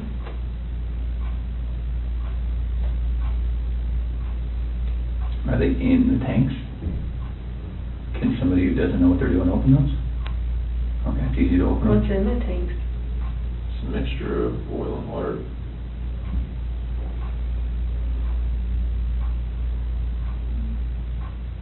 There was a sheet found down here? Mm-hmm. Where's that from? That was what Chanel was wrapped in. What about the girlies? What were they wrapped in? Just in their pajamas? Not with their blankets or anything? Where did their blankets and toys and stuff go? Probably flew away in the wind or something right here. Where did you set them or put them? It was right here, but that. So how did you dig this out? I'm assuming that's under dirt. How did you dig that? So a shovel in the back of my truck. That's what I always have. It's like a work shovel? Is it still there?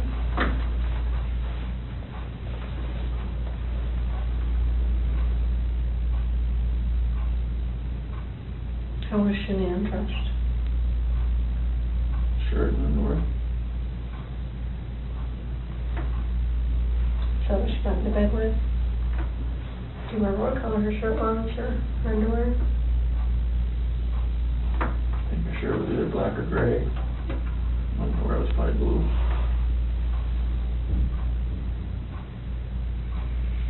How much time passed, do you think, from the time that she was back in the bed until you put them in the truck?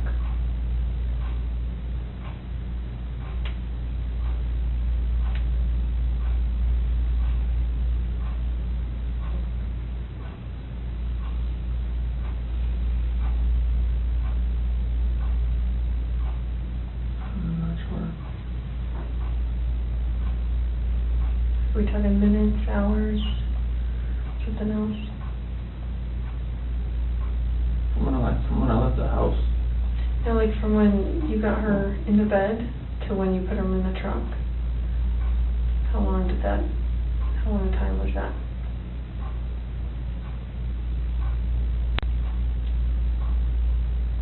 So like from when pushing her in my truck, from the bed to the truck. Yeah, from your master bed to the truck, yeah. Minutes. Okay. Because you talked about covering her up or something. Yeah. And the sheet.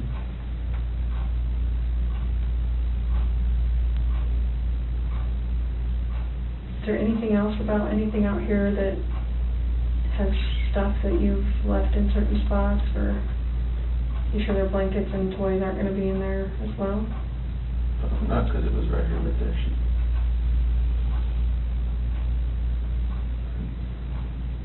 Can you do me a huge favor and just write your name on the bottom? Just so I know that we didn't make those marks. I'm just going to write the date on it, okay? 8/15/18 at 5:56. Was your wife wearing any shorts or pants or anything just under? Okay. Do you remember what they look like? Blue. Okay. And the girls, do you remember what their pajamas were? They're both nightgowns. Okay. Celeste, I think, was that pink one with the curves on it. Okay. I think Bella's was their unicorn or believe on it or something. Okay. So it sounds like, it feels like to me, now we know pretty well how to go get them. Is there anything else we need to know?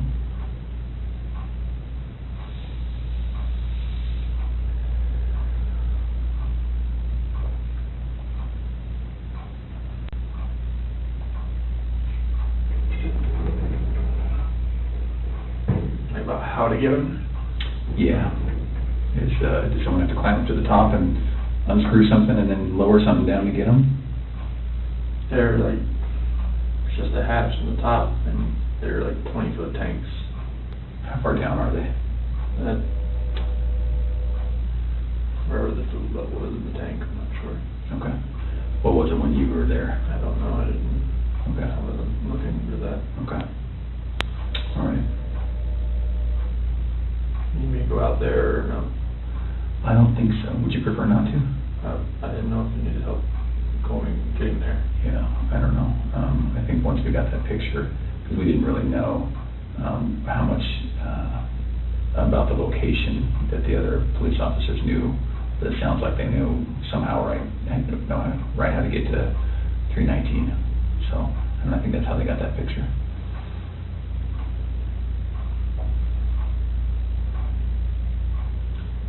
Does your nanny cam? Do you have a nanny cam, right? It's a monitor. Baby monitor. Is it a video one? It's like it cycles back and forth. Between what? Bella and Cece's room. Oh, okay. Okay. Is there any chance it records? No? Okay. I'm just wondering, what do you think ultimately made Shanann snap? Just knowing that I had an affair, and she knew. She just needed me to admit it, and I would admit it. Yeah. Okay. So we just started talking about, I asked him if there's any chance that the nanny cam could have recorded Shanann doing what she did. And then we were just getting into, what Chris thinks about why she snapped. He's just saying, distressed from knowing about the other girl. Knowing that she didn't really know, right? I mean, In her heart, she knew. She just wanted me to admit it.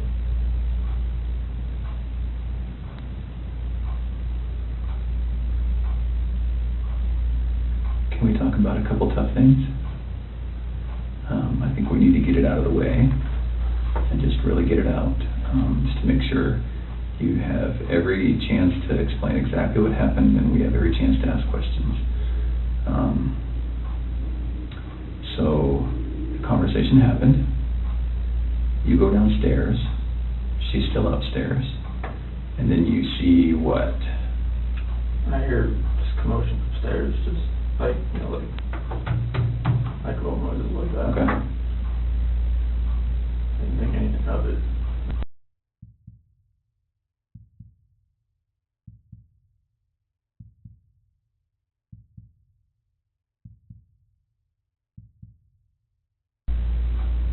So I go back up and just talk to her again, maybe real fast.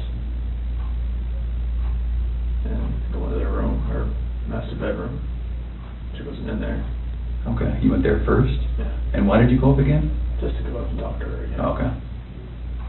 So it's not as though that noise made you run up, you just stopped? No, I didn't. It didn't.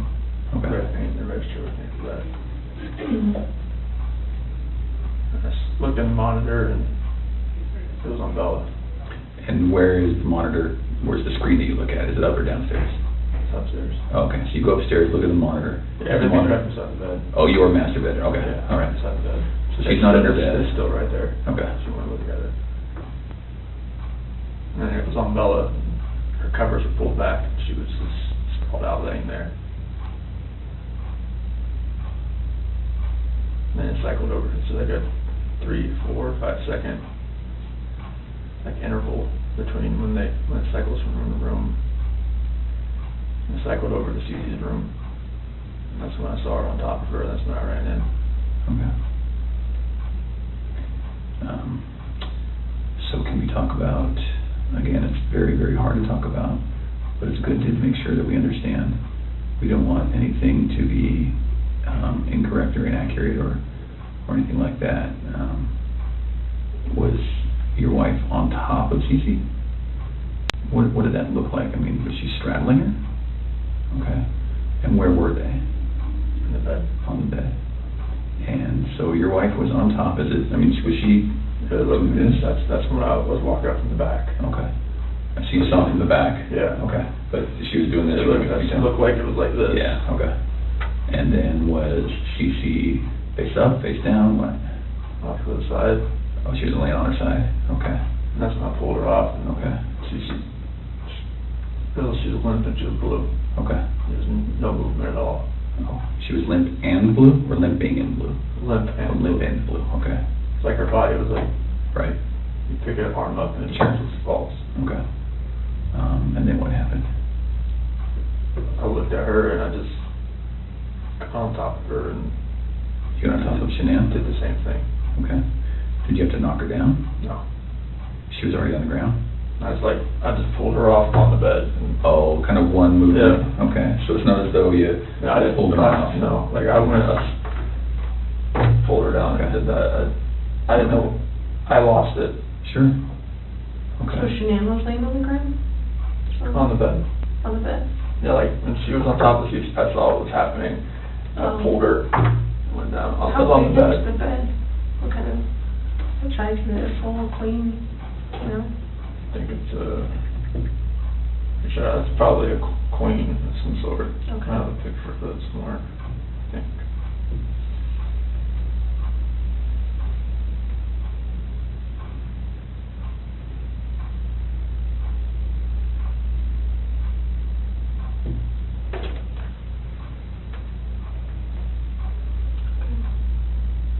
So where was Celeste in the She was all the way up to the top. To the top? Yeah.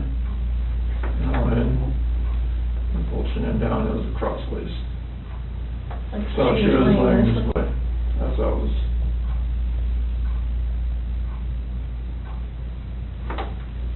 Okay. And that's key room. Mm-hmm.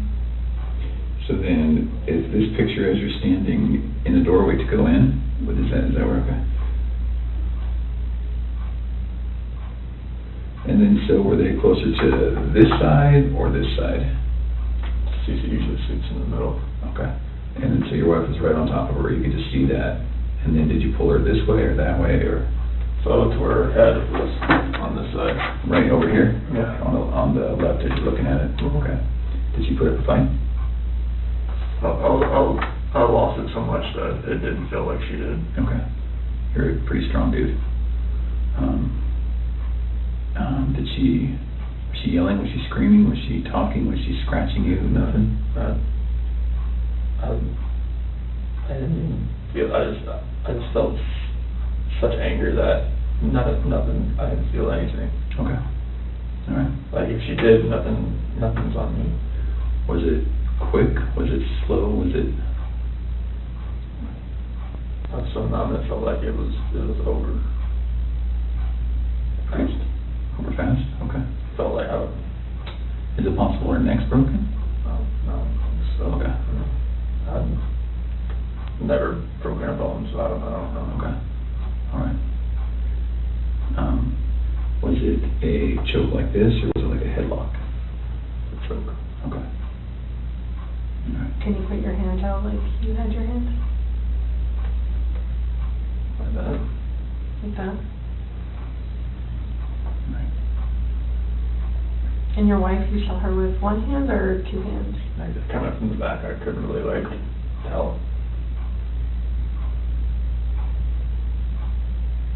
I don't know, she was on top of her. And the monitor's not like color, it's black and white. Nighttime, it's black and white. Okay. When it's dark. Because you went up the stairs, right, to talk to Shanann again? And then, did you think it was weird that she's not in the room where you left her? So I walked in and looked around and saw the monitor and I saw Bella.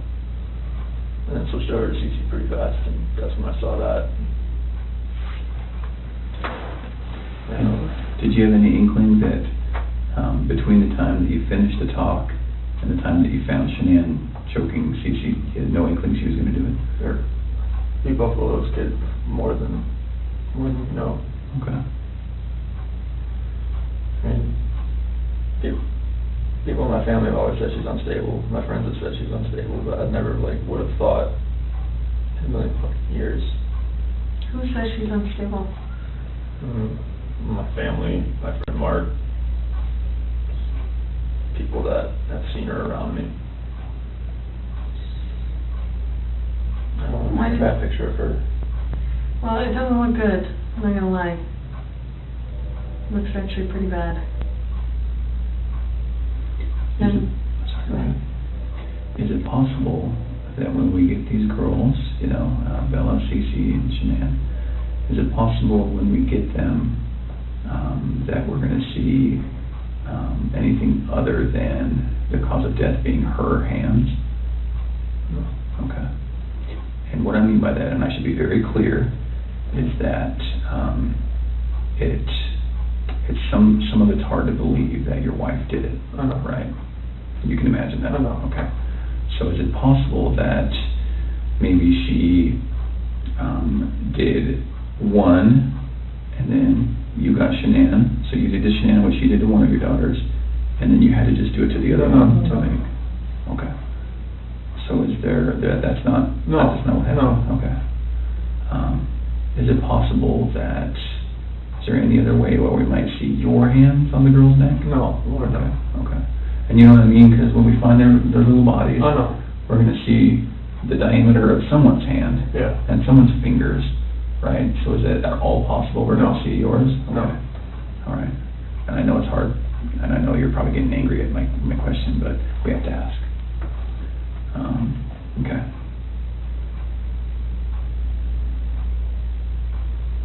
What do you think of that, Chris? Let my family down.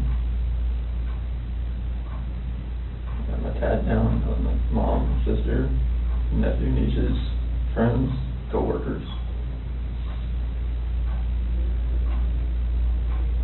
Everybody.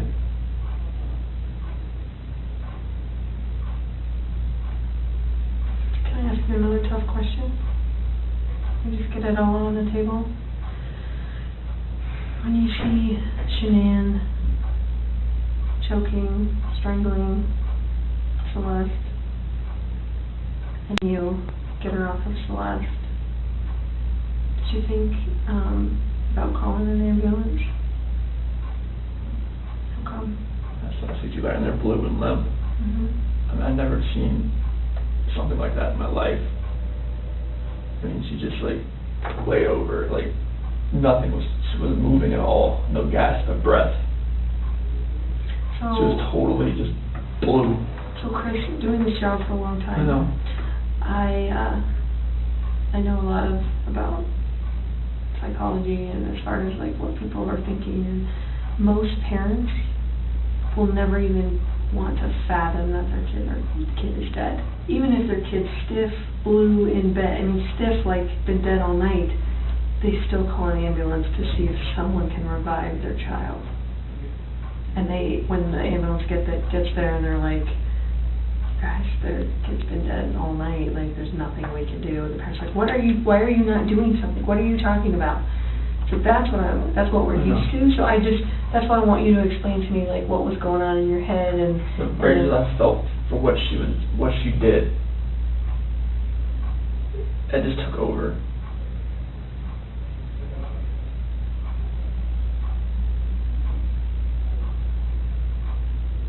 But do you see that? I understand. I see where you're coming from. Most parents would still try and call. I see where you're coming from. Yeah.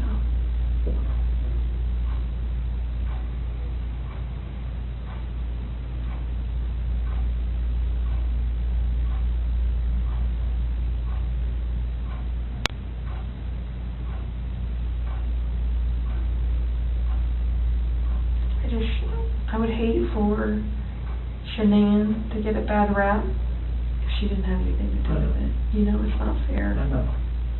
It's not fair. Enough bad stuff has happened. I know. We need to stop the bad stuff from happening. So, do you want to tell us the truth? That is the truth. Did not hurt this girl.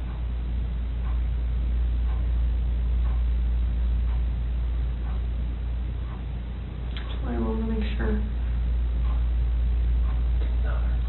So you're good with the public knowing that Shanann killed her daughters? I did not hurt these girls.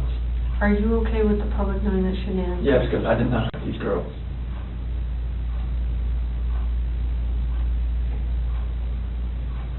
Chris, I'm not sure I believe you.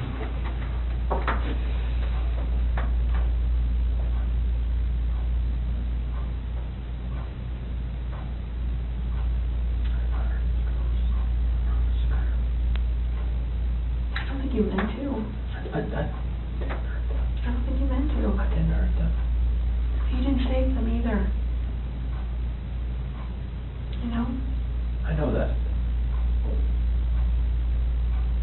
I know that. So that doesn't make sense either. None of this makes sense. Nothing like why she would be there. None of this makes sense.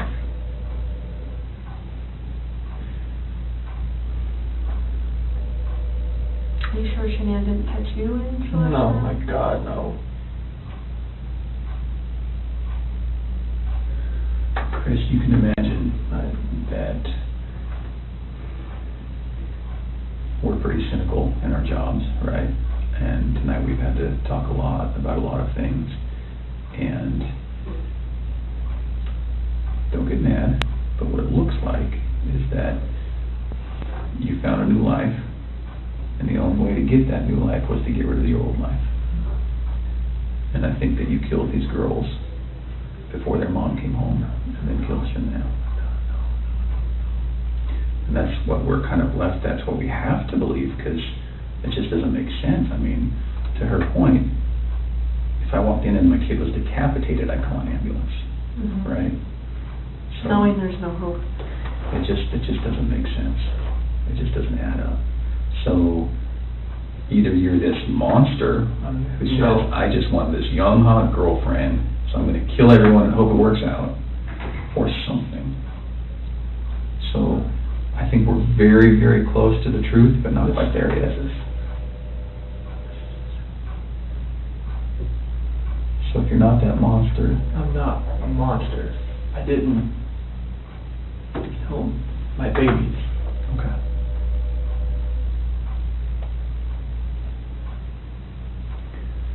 So, tell us what actually happened. I told you what happened.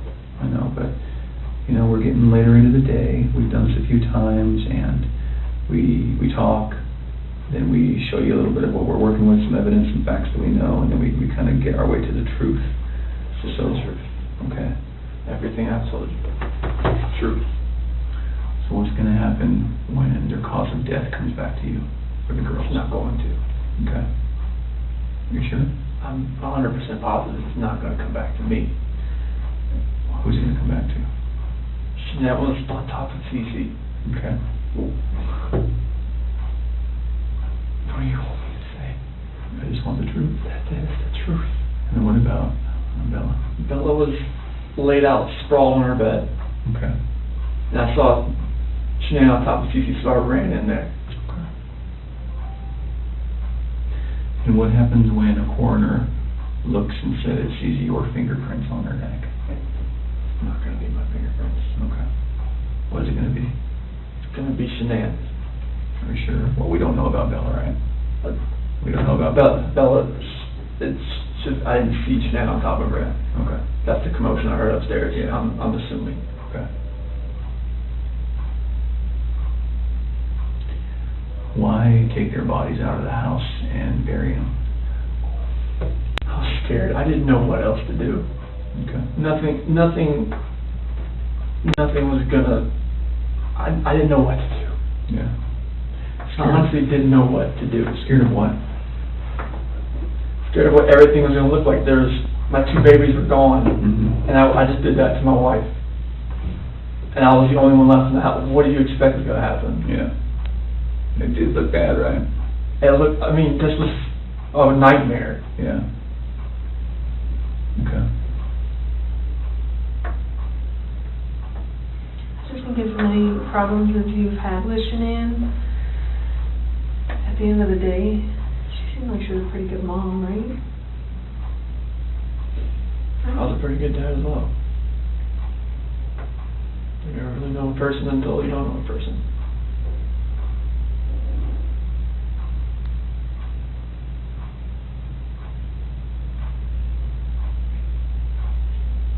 hate for someone who can't defend themselves, like Shanann and Bella and Celeste. Like, I mean, if you're not being truthful about who took their lives, like, that's on them too. And you don't want to do that to them. I'm not doing that to them. I'm just saying, I mean... No, I'm not doing that to them.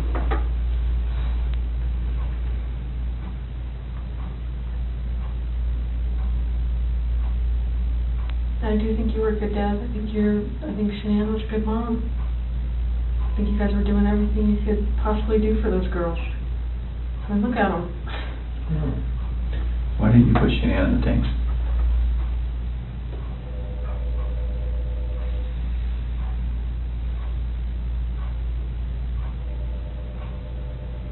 I didn't know what else to do. How far down is she?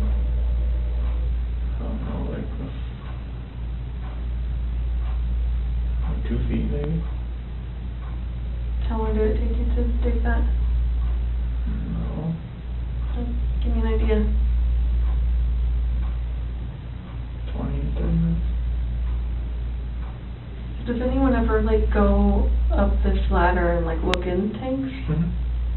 So, how are you going to avoid that? Or is it you that does that? Anybody that goes to the location. How often is that done, that those tanks are checked? Depends if they're making enough oil or whatnot. I mean, once a week, maybe. So do you want someone to find them? I didn't know what else to do, Sammy. That was the location I was going out to that morning. Anyway. And I didn't know what else to do. So you weren't thinking that far ahead? No. Okay.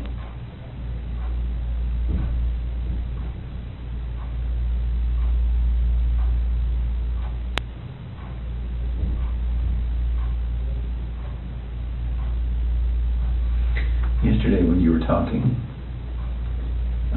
and again, this is before we kind of got to this moment today, you mentioned that we were talking, you said, I don't know where they are, and then you said something along the lines of, whatever happened to them, this act of pure evil. What did that mean? It's the evil that I saw when I walked behind Shanann and she was on top of CC. And then I felt evil for what I did to Shanann. Okay.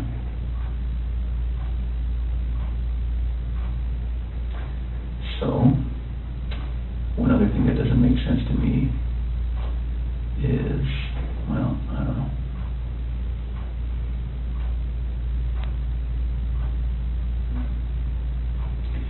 Can you walk me through again, when you walked in, what did she look like? What did Shanann look like? All you saw was her back. Was it the same shirt that you buried her in? Same underwear? And then was she wearing pajamas? Shanann? Yeah. No, that's what she sleeps in. Oh, she sleeps in her underwear. Okay, and no pajamas, no shorts, nothing like that. So then, when you grab her, just as is, that's how she gets to the truck, that's how she gets to the site. Okay.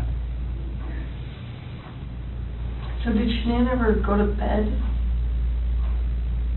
Like when I put her back in the bed. No, like when she got home. Did any of that happen where she got into bed and then you woke her up at 4? Like, is all of that true? Because it looks like there's some purchase of some hair care products at like 2:30 in the morning. Do you know about that? Hair care products? No. And her credit card was denied? No. You said you don't really use the credit card, so they're probably... My credit card, no. Would you have bought hair care products at 2:30 in the morning that morning? No. Did she get mad at you because there's no money when she woke up? Like, was that part of the... This is the first I've heard of that. Okay. As far as hair care products and the card being denied. Okay. And I'm not lying about that, that's why I'm asking. That is something that came up. Is there any reason she would have a black eye, Shanann? Not from a slap or a punch or nothing like that? Never Okay. punched her, slapped her. Is there any reason she would have a stab mark on her body?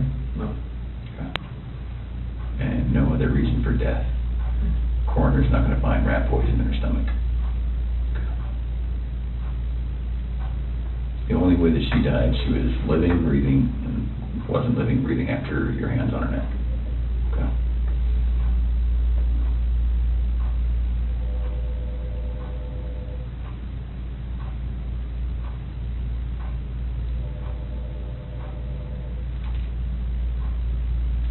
What were you talking to Nikki about before your wife got home? Before she got home, You talked for like several hours. I think our day, I mean, we talked a lot. Just, conversations, and just random conversations. We talk a lot. Does Nikki know about any of this? Seriously. Well, she doesn't know, like, I mean, she knows, like, from the news and everything like that. Anything else? Did you share with her anything? Does she know your wife was pregnant? She does now, and I told her that. She didn't know at the time? How come you didn't tell her? So I was scared too. Felt like, you know, like she wouldn't even like gone on a date with me, and she knew that, so it was... Did she know you were married with kids? Yes. Okay. But just not pregnant? Yes. I told her that, you know, like, we had actively tried before we met. Oh, try to get pregnant. Okay. So she knew that.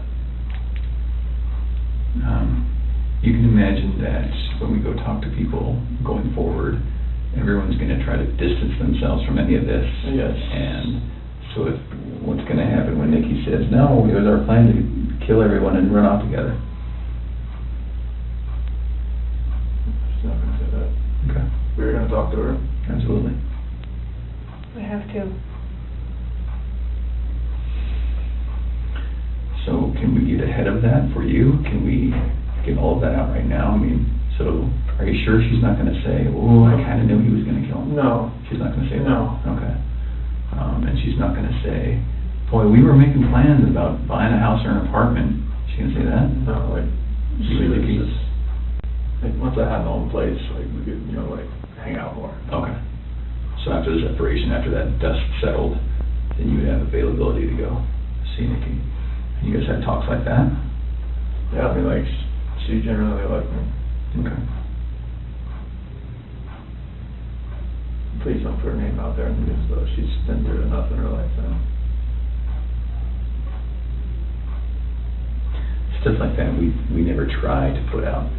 But I just know, like, the press, if they got wind of an affair, they would drag her through the mud. I don't want that.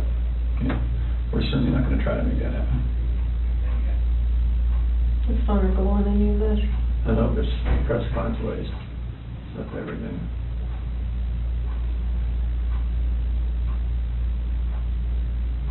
So what do you think about everything now?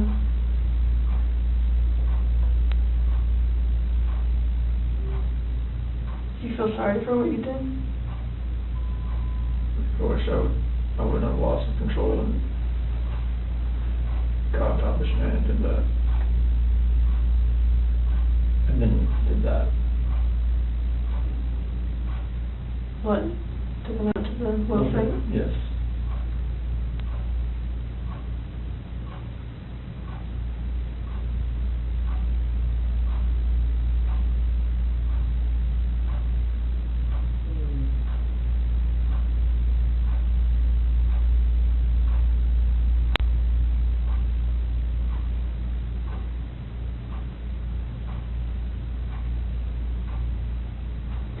So after we look at their bodies, we're going to have a lot more questions.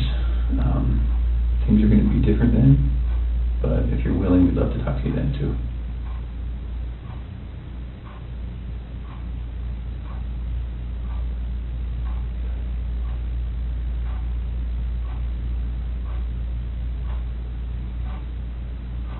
You did really good today, Chris.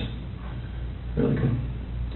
I think you had about 24 hours of just a hellish nightmare thrust upon you, and you know, you certainly did what you did, but I think you took a lot of steps to make it better today. Sorry I left you last night, and sorry I left you today.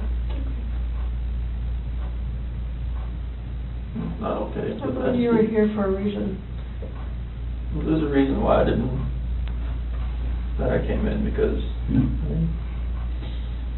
there's a reason why I didn't come in with a lawyer either, so it's like, and it's gonna happen, so. I appreciate that.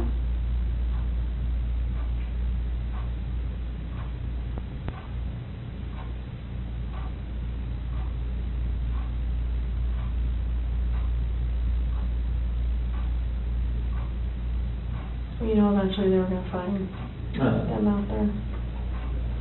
So, I mean, it was kind of inevitable. And then you would have just been sitting at home waiting for that moment to happen. And then what? Then what does it look like? It looks...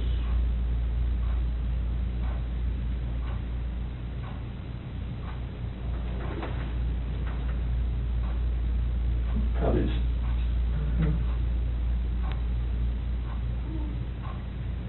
But there's many people that say that you're an amazing guy and you would never do anything bad and has never lost your temper, and you know, all those people that say that about you, there's just as many that would say that about Shanann. So we're going to struggle with that for a while. I'm struggling with it right now, I'll be honest. I know you are. I'm a mom. Anybody would. How do we prove best that Shanann did it?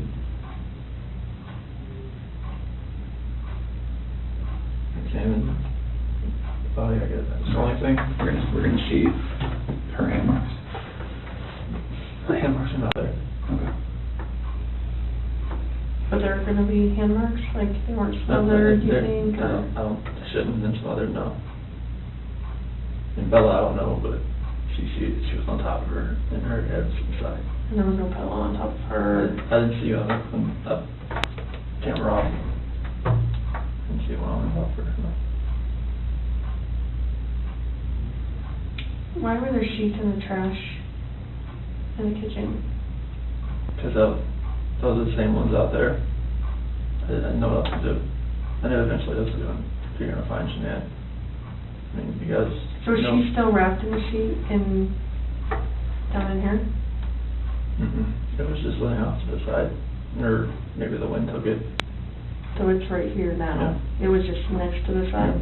Like you didn't even try and hide that? I was so scared, I didn't know what to do. Okay. Did someone come up on you or something? No, I mean... Were you afraid they were going to start showing up? I knew they were on their way out there, but I mean, it's a long way out there. So I know, and before I forget, I know that they collected a lot of electronics out of your house, like routers and that kind of stuff. Like that's not going to show that she was using her phone like at a time that you said she was strangling the kids or something, right?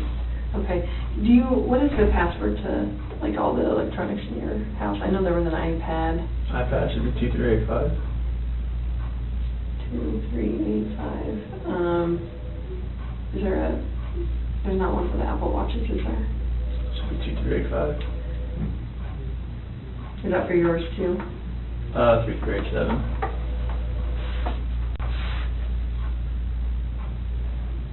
I'm sorry, what was yours? 3387. 2387. And what other stuff do you have? Is there a router? Like, is there a password for that stuff? Shiny Chair 6. Came with the router. And spell it for me. SHINYCHAIR 6. Number 6. Like that. Shiny Chair 6? Yes. Okay. And then what else was in there? Is there a desktop computer? Yeah, that one, if it has a password, it'd be 428-4915, capital S, lowercase w. Okay. And what about, is there anything else in the house as far as electronics go, tablets? Well, the iPad's the only real set. The other ones are the kids' stuff, but they're just like Amazon Fires or whatnot. Okay. And you have an iPhone what? Which one? Is that your personal one? Yes, iPhone like this is 7 Plus or something. What's the password to that one? 3387. And what about your work phone? Same. Is that this one here? Then obviously Shanann had a iPhone, right? And what was her password? So it changed to 013119. What was that password? The due date the next day. Okay. Nikki told me that one. Nicole told me that one. Okay. So there's too many Nickies, Nicoles. Yeah, we noticed that. It was getting us very confused. So no other electronics. What about the Echo? Does it have a password? If it does, I don't never knew if it did or not. Okay. You just say Alexa and it starts listening. Oh, it's an Alexa. Is that an Echo still? So, yeah. Okay. Yeah. Okay. The product's called an Echo. Okay. Any other ones that you can think of?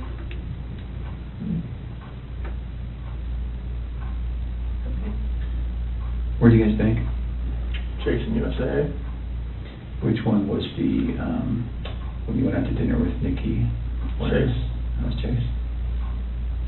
And USAA, is that mortgage? Is that bank? Is that both? Chase is our mortgage lender. Okay. Do you have checking through them too, right? Yes. What do you guys use USAA for? We use that to pay mortgage too, but it's just another, she had that before she met me. Okay. And any accounts that you had personally beyond all of this? Okay.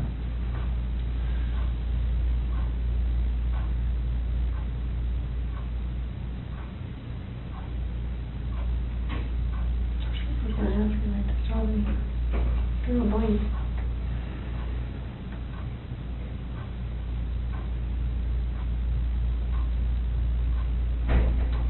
Oh, the security system.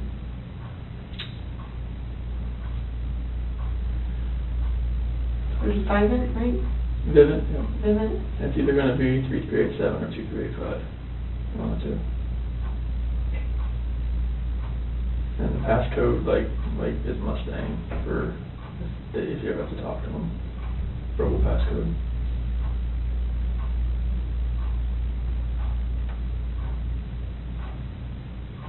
And then what email is associated with that? ShanannWatts@gmail.com.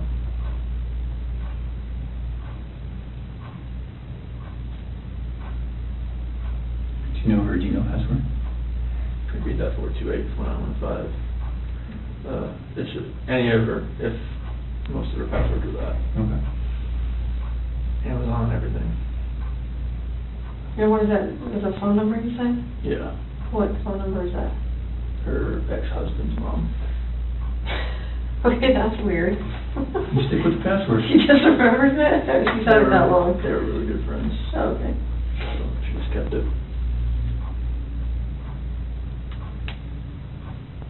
Do you have any other questions for us? Can you use the bathroom? Yes. Of course. We do need to do one quick thing. Now that we know what we know, we're going to, I need to check that you don't have any weapons on you or anything like that. Do you have any weapons on you? No. Okay. We'll do that. We'll go to the bathroom. I'm not going to go in the stall with you, but I'm going to go with you. And then we'll come right back here and we'll make a decision about how the rest of the night goes. All right, Cheryl. You might stand it up so I can check. All right.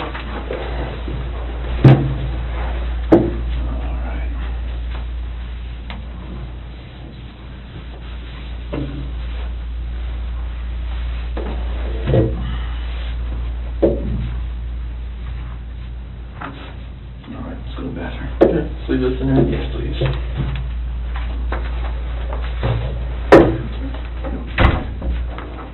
Yeah, that way. There you go. Take a red.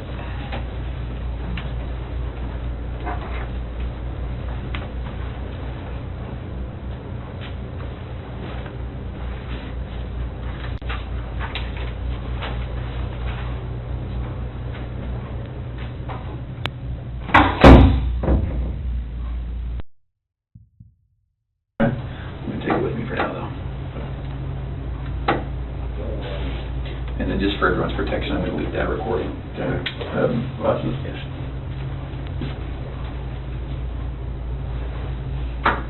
With that.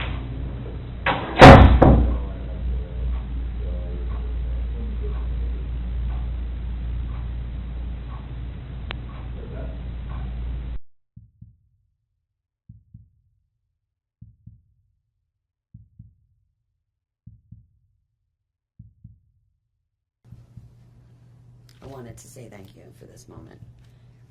I want to take a moment to thank everyone who has prayed for our beloved family, who has sent gifts, cards to us from all over the world. I know God will put the evil people where they need to be. I also want to take the time to thank the town of Frederick, Greeley, FBI, the DA's office, the CBI, for exceptional work.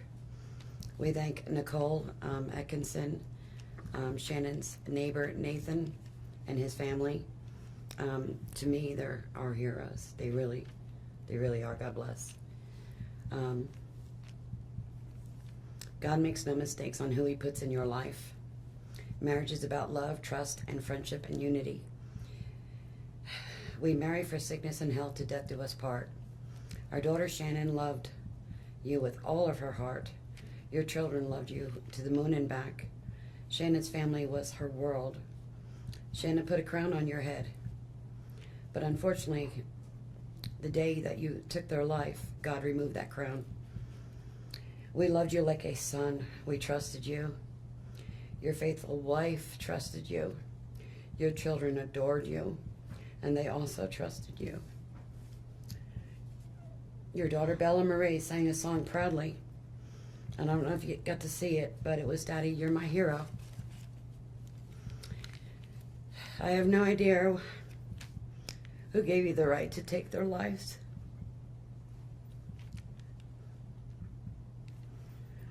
But I know God and His mighty angels were there at that moment to bring them home to paradise. God gives us free will. So not only did you take the family of four, your family of four, you took your own life. I want the world to know that our daughter and her children were so loved by us. There will always be protected by God and His mighty angels. I didn't want death for you because that's not my right. Your life is between you and God now, and I pray that He has mercy for you. From Shannon's mother, Bella Marie, Celeste Catherine, and Nico Lee's Nana. Thank you, Your Honor. Past 3 months, I barely slept because I've been going through a lot of different emotions because I did not see this coming. You went from being my brother, my sister's protector, one of the most loved people in my family, to someone I will spend the rest of my life trying to understand. What gave you the right to put your hands on a woman, let alone my best friend, my beloved sister, your daughters, and your son? Why weren't they enough for you? In the blink of an eye, you took away my whole world, the people that mattered to me the most. Everything in my life I loved, your children. They trusted you. They loved you. They looked up to you because you promised to keep them safe. Instead, you turned on your family. My blood is boiling as I write these last words because they are the last you will ever hear from me. I can't even think of the right words to describe the betrayal and the hate I feel. And to be honest, you aren't even worth the time and effort it takes to put my pen to this paper. There isn't a day that goes by that I don't cry for my family. They were my whole world. All I do is ask myself why. Why would you do this? You don't deserve to be called a man. What kind of person slaughters the people that love them the most? Did you really think you would get away with this? Did you really think that this was your best option, to throw away your family like they were garbage? They deserve better, and you know it. I hope you spend the rest of your life staring at the ceiling every night, being haunted by what you've done. None of us deserved this. Hearing my mother and father cry themselves to sleep in this hotel room causes me anguish that is beyond words. I can't describe how this feels, how badly my heart is breaking for my poor parents. We trusted you. You have taken away my family from this earth, but you can never take them from my heart. You took away my privilege of being an uncle to the most precious little girls I've ever known. I will never hear the words Uncle Frankie again, but you will never be called Dad again either. You'll never be able to put your hands on another woman, let alone my best friend, my beloved sister, and your son. I just can't comprehend how they weren't enough for you. Shanann, Bella, and Cece loved you more than anyone. You were their hero. How could you destroy the people who loved them the most? I pray that you never have a moment's peace or a good night's rest in the cage you'll spend every day of your life in. A cage you are privileged to live in because my family isn't evil like you. We begged the district attorney to spare your life because despite everything, we believe that no one has the right to take the life of another, even someone like you. I feel sorry for your family. I know the pain that they must feel knowing that they can't hug you, because that's how my mother, father, and I feel every time we cry for our family. Nothing hurts more than watching or hearing my family weep for their loved ones. I just wish that I could tell that you would tell the truth, but I know that that is asking for more than you are capable of. I stayed up all night writing this statement. I don't sleep because of you. My life will never be the same because of you, but at least my conscience is clear. I get to live free, but I can't say the same for you. I haven't slept in 2 days because I've been anxiously waiting for this moment, the moment I get to tell you how I feel, how this has affected my family and I. My family and I can finally grieve after today. If anything, we will come out of this stronger today than we were before, and we will continue to pray for your family. Sincerely, Frankie Rusick. Thank you. Just wait. Hi guys, say What's hi going Bella. We gotta get you dressed, kid. I Look know, what Bella's right? eating. Bella's eating some of the ingredients. She got a nice little bowl of chocolate chips. Look at that. What is that, Bella? Can you show them? What is it? Is it chocolate? Is it chocolate? It's chocolate mini morsels, right? Yeah, good job. So she's been eating my peanut butter and the chocolate morsels so far today. So we're gonna let a few more people hop on, and then we're gonna get cooking here, and we'll explain to you what we're cooking up over here. So, Yeah, welcome to the 12 days of Christmas, Lavelle Day, and even though I like to claim that I could probably cook, I can't at all. So I'm gonna let my wife do all the cooking. She's gonna make up some Thrive Bites for us. and I'm gonna go wash my hands real fast. Uh-oh. She's gonna leave me here alone. Oh, we got some people joining. Bella, look. Got people looking at us. Say hi. Wife's gonna be making up some Thrive Bites here in a second, so make sure you hop on and join us for the 12 days of Christmas. Bella's got some chocolate chips. I need a Lavelle apron. They All probably right, make guys. Hey, Michelle. Hey, Amanda. Bella's showing you what she's eating. She's eating the ingredients. She's been eating the ingredients since I've been getting them prepared. So we're gonna make Thrive Bites today. Chris didn't want to go on live doing it because he didn't want to mess anything up. Not that you can mess anything up with Thrive Bites. It's so simple. Except for today, we're gonna double the recipe because we love the Thrive Bites. When you are craving something to eat, or junk food or whatever, you just pop a Thrive Bite and it fills you up, and it's really delicious. Thrive Bites, right? Good job, Bella. My little helper right here. So today, I will post in the feed the Thrive Bites. Bella, shh. Will you turn it down for me, please? So I'm going to post in the thread here today on how to make Thrive Bites and the recipe. So basically it calls for 1 packet of your lifestyle mix. Now you can use any flavor. I'm going to use vanilla here today. And hold on, honey. It calls for a cup of oats, a half a cup of peanut butter. Hi, Bonnie. Hey, Corey. Look at Bella. A half a cup of mini morsels. Now, I'm doubling the recipe, but still want to keep the calories down, so I'm only going to still do a half a cup of mini morsels. It does also, you can add anything into it, like coconut, peanuts, walnuts, whatever you want. It's up to you. You also add a 1/3 cup of honey, a half a cup of ground flaxseed, and a teaspoon of vanilla. I don't know if I mentioned peanut butter, but also half a cup of peanut butter. Again, I'm doubling the recipe, so everything I'm doing here today is going to be double. Hey, Madison. Take care of my dad while he's there with you this week. All right, guys, sorry. So first I'm going to add my oats. These are so good. We can't keep them in the house. So then I added, the mini morsels. I add the ground flaxseed. So I always add all the ingredients. I'll just add the rest of Bella's. I add everything that's easy to mix. And so I'm gonna pour our premium lifestyle mix in a cup so you guys can see the consistency. It is micronized. It is fine. Very, very, very, very, very fine. Hey, Christine. So if you guys, probably can't see that way here.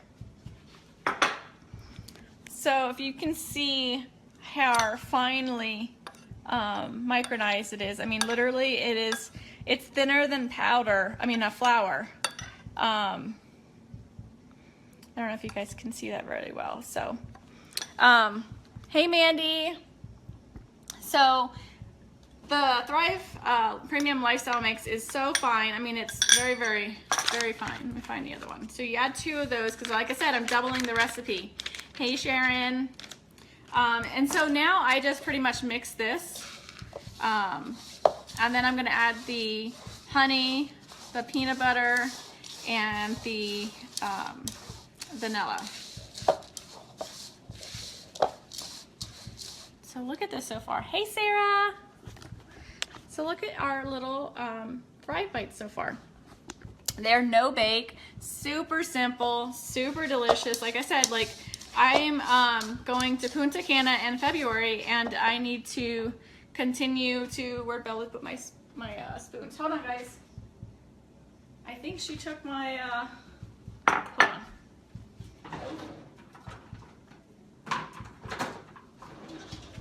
All right, I got 2 more. So if you're like me,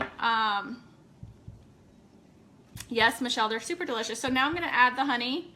So I'm going to Punta Cana in February, and as much as I want to get into the gym, and I'm working on trying to find the time between work, you know, being a stay-at-home mom with the 2 girls, life and everything, it's really hard to get into. I just added the vanilla, sorry. It's really hard to get myself into the gym as much as I really want to. I've been doing some kind of like mini workouts at the house, like squatting and things like that, but it's hard for me to get to the gym. And being a stay-at-home mom during the day and working overnight shifts, you tend to snack a lot because you're always around food, and you know, whatever happens, you know, the kids are eating snacks, you jump on snacks. So this is my way of making my own snack, that instead of me grabbing a fruit roll-up or a bag of chips or any of that stuff, I just grab one of these, and I've made my own for the kids too. So they have their own little protein bites Bella loves. So now that all my ingredients are in here, I'm just going to mix it up really good. And as you guys know, messing with peanut butter, it's fun. So, sorry, I don't like a mess when I'm cooking. Not that I'm cooking. I know, Bonnie. So Bella does squats with me at the house because, you know, we all gotta work up the backside, right? So I am doing squats at the house, and it's super funny because she tries to do them with me. And so here comes Cece, the sumo wrestler, doing squats in my living room because she literally looks like a sumo wrestler when she's doing them. Yeah, I'm Mandy. So that is my favorite side effect. And you know, the thing is, it's not a weight loss company. And as you know, I use you as an example because you are super skinny when you started Thriving. And so like, it's not a weight loss company, but you know what, with anything you can do, you can manage your weight, you know, with just the small things that you do with cutting out junk food. Like that's what has happened with me when I started the Thrive experience, is I no longer crave a lot of the junk foods as I used to crave. And being lazy from, sorry, I'm getting another spoon. Some of the filling in your nutritional gaps and craving more water, which is all I used to drink before, but I really crave a lot more water now. And on top of that, like, I'm literally eating better. So that's really huge. You got to take care of your body. You got to eat better. I'm changing the spoon because of the peanut butter. Hi, Carrie. So we're making mini Thrive, or not mini, but Thrive Bites here. So my hands are washed. Sometimes, when you're in the kitchen, you just stick your hands in there. With the heat of your hands, it helps to melt the peanut butter a little bit, and so it kind of makes it easier to manage, so to speak. And then we're just going to literally roll these into balls, whatever size you like. I like to do them in like little minier sizes.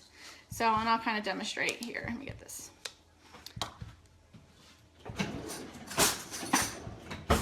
So, get your hands dirty. I take about a teaspoon size. You can see that. And, just pinch it into a ball. And so that's how big I make mine. They're probably a size of a quarter in round. Carrie, they're super delicious and very healthy for you too, except for the fact that they have little mini morsels in them, but I cut the recipe in half when it comes to the mini morsels. And then you can be creative. You can use the strawberry shake with it. You can use the apple pie and create it into like an apple pie little treat. I love the peanut butter because everyone in this house loves peanut butter and I can never keep it on hand. So it's been really good. Like I said, the girls love them. I don't use the Thrive Lifestyle mix for the girls, but I make them their own little mini bites, so they feel like they're getting a treat with us too. Yes, Mandy. So these are so, like, honestly, they're really good too. But yeah, and you can do whatever you want with them. You can add anything. I'm not a coconut person, so I don't add coconut to mine, but you can add chunky peanut butter. You can add anything, that you want. Stick them in the fridge, let them chill, and then put them in a little container, and then you're good to go. Grab and go. How many spoons are you required? Listen. I use like one sometimes, but like it's sticky, and usually I just use my hands a lot. Of course they're clean, but I'm trying to be, proper, like professional TV cook, I don't qualify though. So, give me 1 second. They're really good. You guys really have to try them. I will post them in the thread here. I am down 28 pounds since I started the Thrive Experience, and going to Punta Cana in February, I'd like to be down another, a good 5 to 10 pounds. And so this is a really good way for me to do that. And I'm going to show you kind of what they look like. I'm sure some of you have made some protein bites before.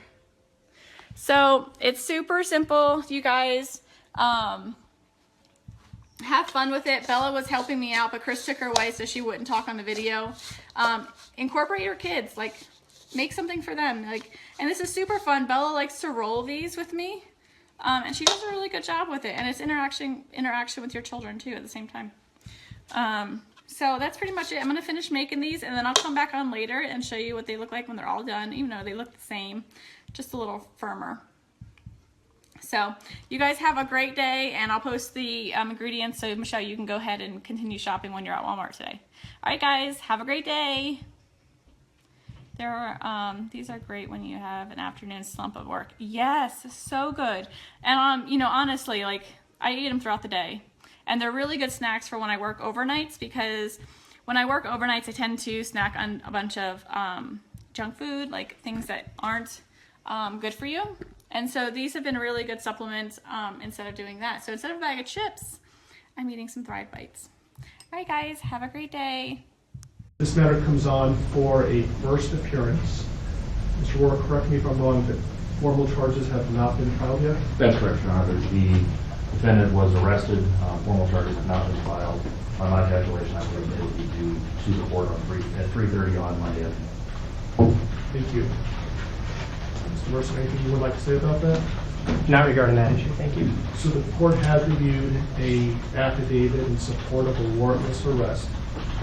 The court has found probable cause for the arrest. Specifically, I see that Mr. Watts was arrested for 3 counts of first-degree murder, each a Class 1 felony, and 3 counts of tampering with a deceased human body, each a Class 3 felony. Again, these are only charges that are named in the affidavit in support of a warrantless arrest. It's the district attorney's office who will ultimately decide what charges, if any, are going to be filed. And Mr. Merson, would you like me to advise your client of his rights pursuant to Rule 5? Yes, please. Thank you. So, Mr. Watts, I would like you to listen carefully to the rights that you have, okay? Thank you. And so first, you don't need to make any statements. Any statements you make can and may be used against you. Do you understand? Yes. You have the right to counsel. Do you understand? Yes, sir. If you are indigent, you have the right to request the appointment of counsel or consult with a public defender before any further proceedings are held. Do you understand that? Yes, sir. And Mr. Merson is the head of the public defender's office, and he is going to represent you today and potentially in the future. Do you understand that? Yes, sir. Okay. Any plea that you make must be made voluntarily and not the result of undue influence or coercion. Do you understand that? Yes, sir.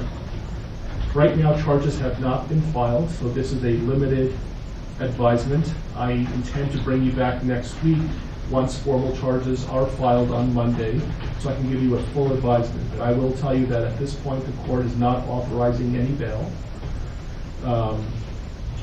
Once I know what the official charges are that are filed by the district attorney's office, I'll inform you the nature of the charges. If charges are filed, you have the right to a jury trial, and you have the right to demand and receive a preliminary hearing within a reasonable time to determine whether probable cause exists to believe that you committed any of the charges that are filed by the district attorney's office. Do you understand that? Yes, sir. I believe that your lawyer has filed about 16 or so motions on your behalf, including a request for a preliminary hearing. Do you agree, Mr. Merson, that that time period, that 35 days to have a preliminary hearing, doesn't begin until your client appears in court next week once formal charges are filed? I agree. And I have not seen, correct me if I'm wrong, a proof positive, presumptive great written motion by your office. Not at this point, Judge. Okay. Okay. And so would you like me to further advise your client of any additional rights? No, thank you. Mr. Rourke, what kind of conditions, if any, are you requesting for the protection order given the circumstances? Judge, I'm going to defer to Mr. Wren. Mr. Wren?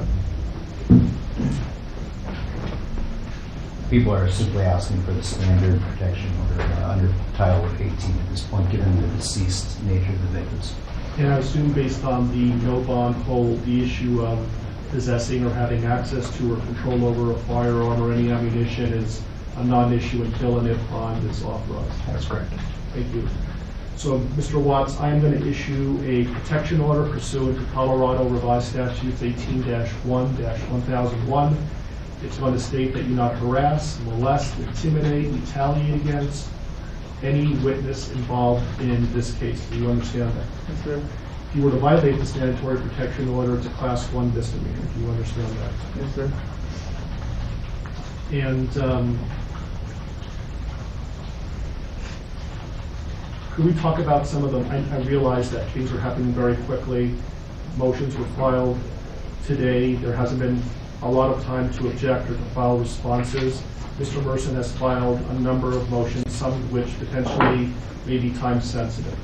My intention is for the parties to come back to court next Tuesday so I could advise Mr. Watts of his formal charges that are filed no later than 3:30 on Monday. So I'm not sure if I'm going to be requiring the prosecutor to file a response between now and Tuesday, or whether we can resolve some of these issues now.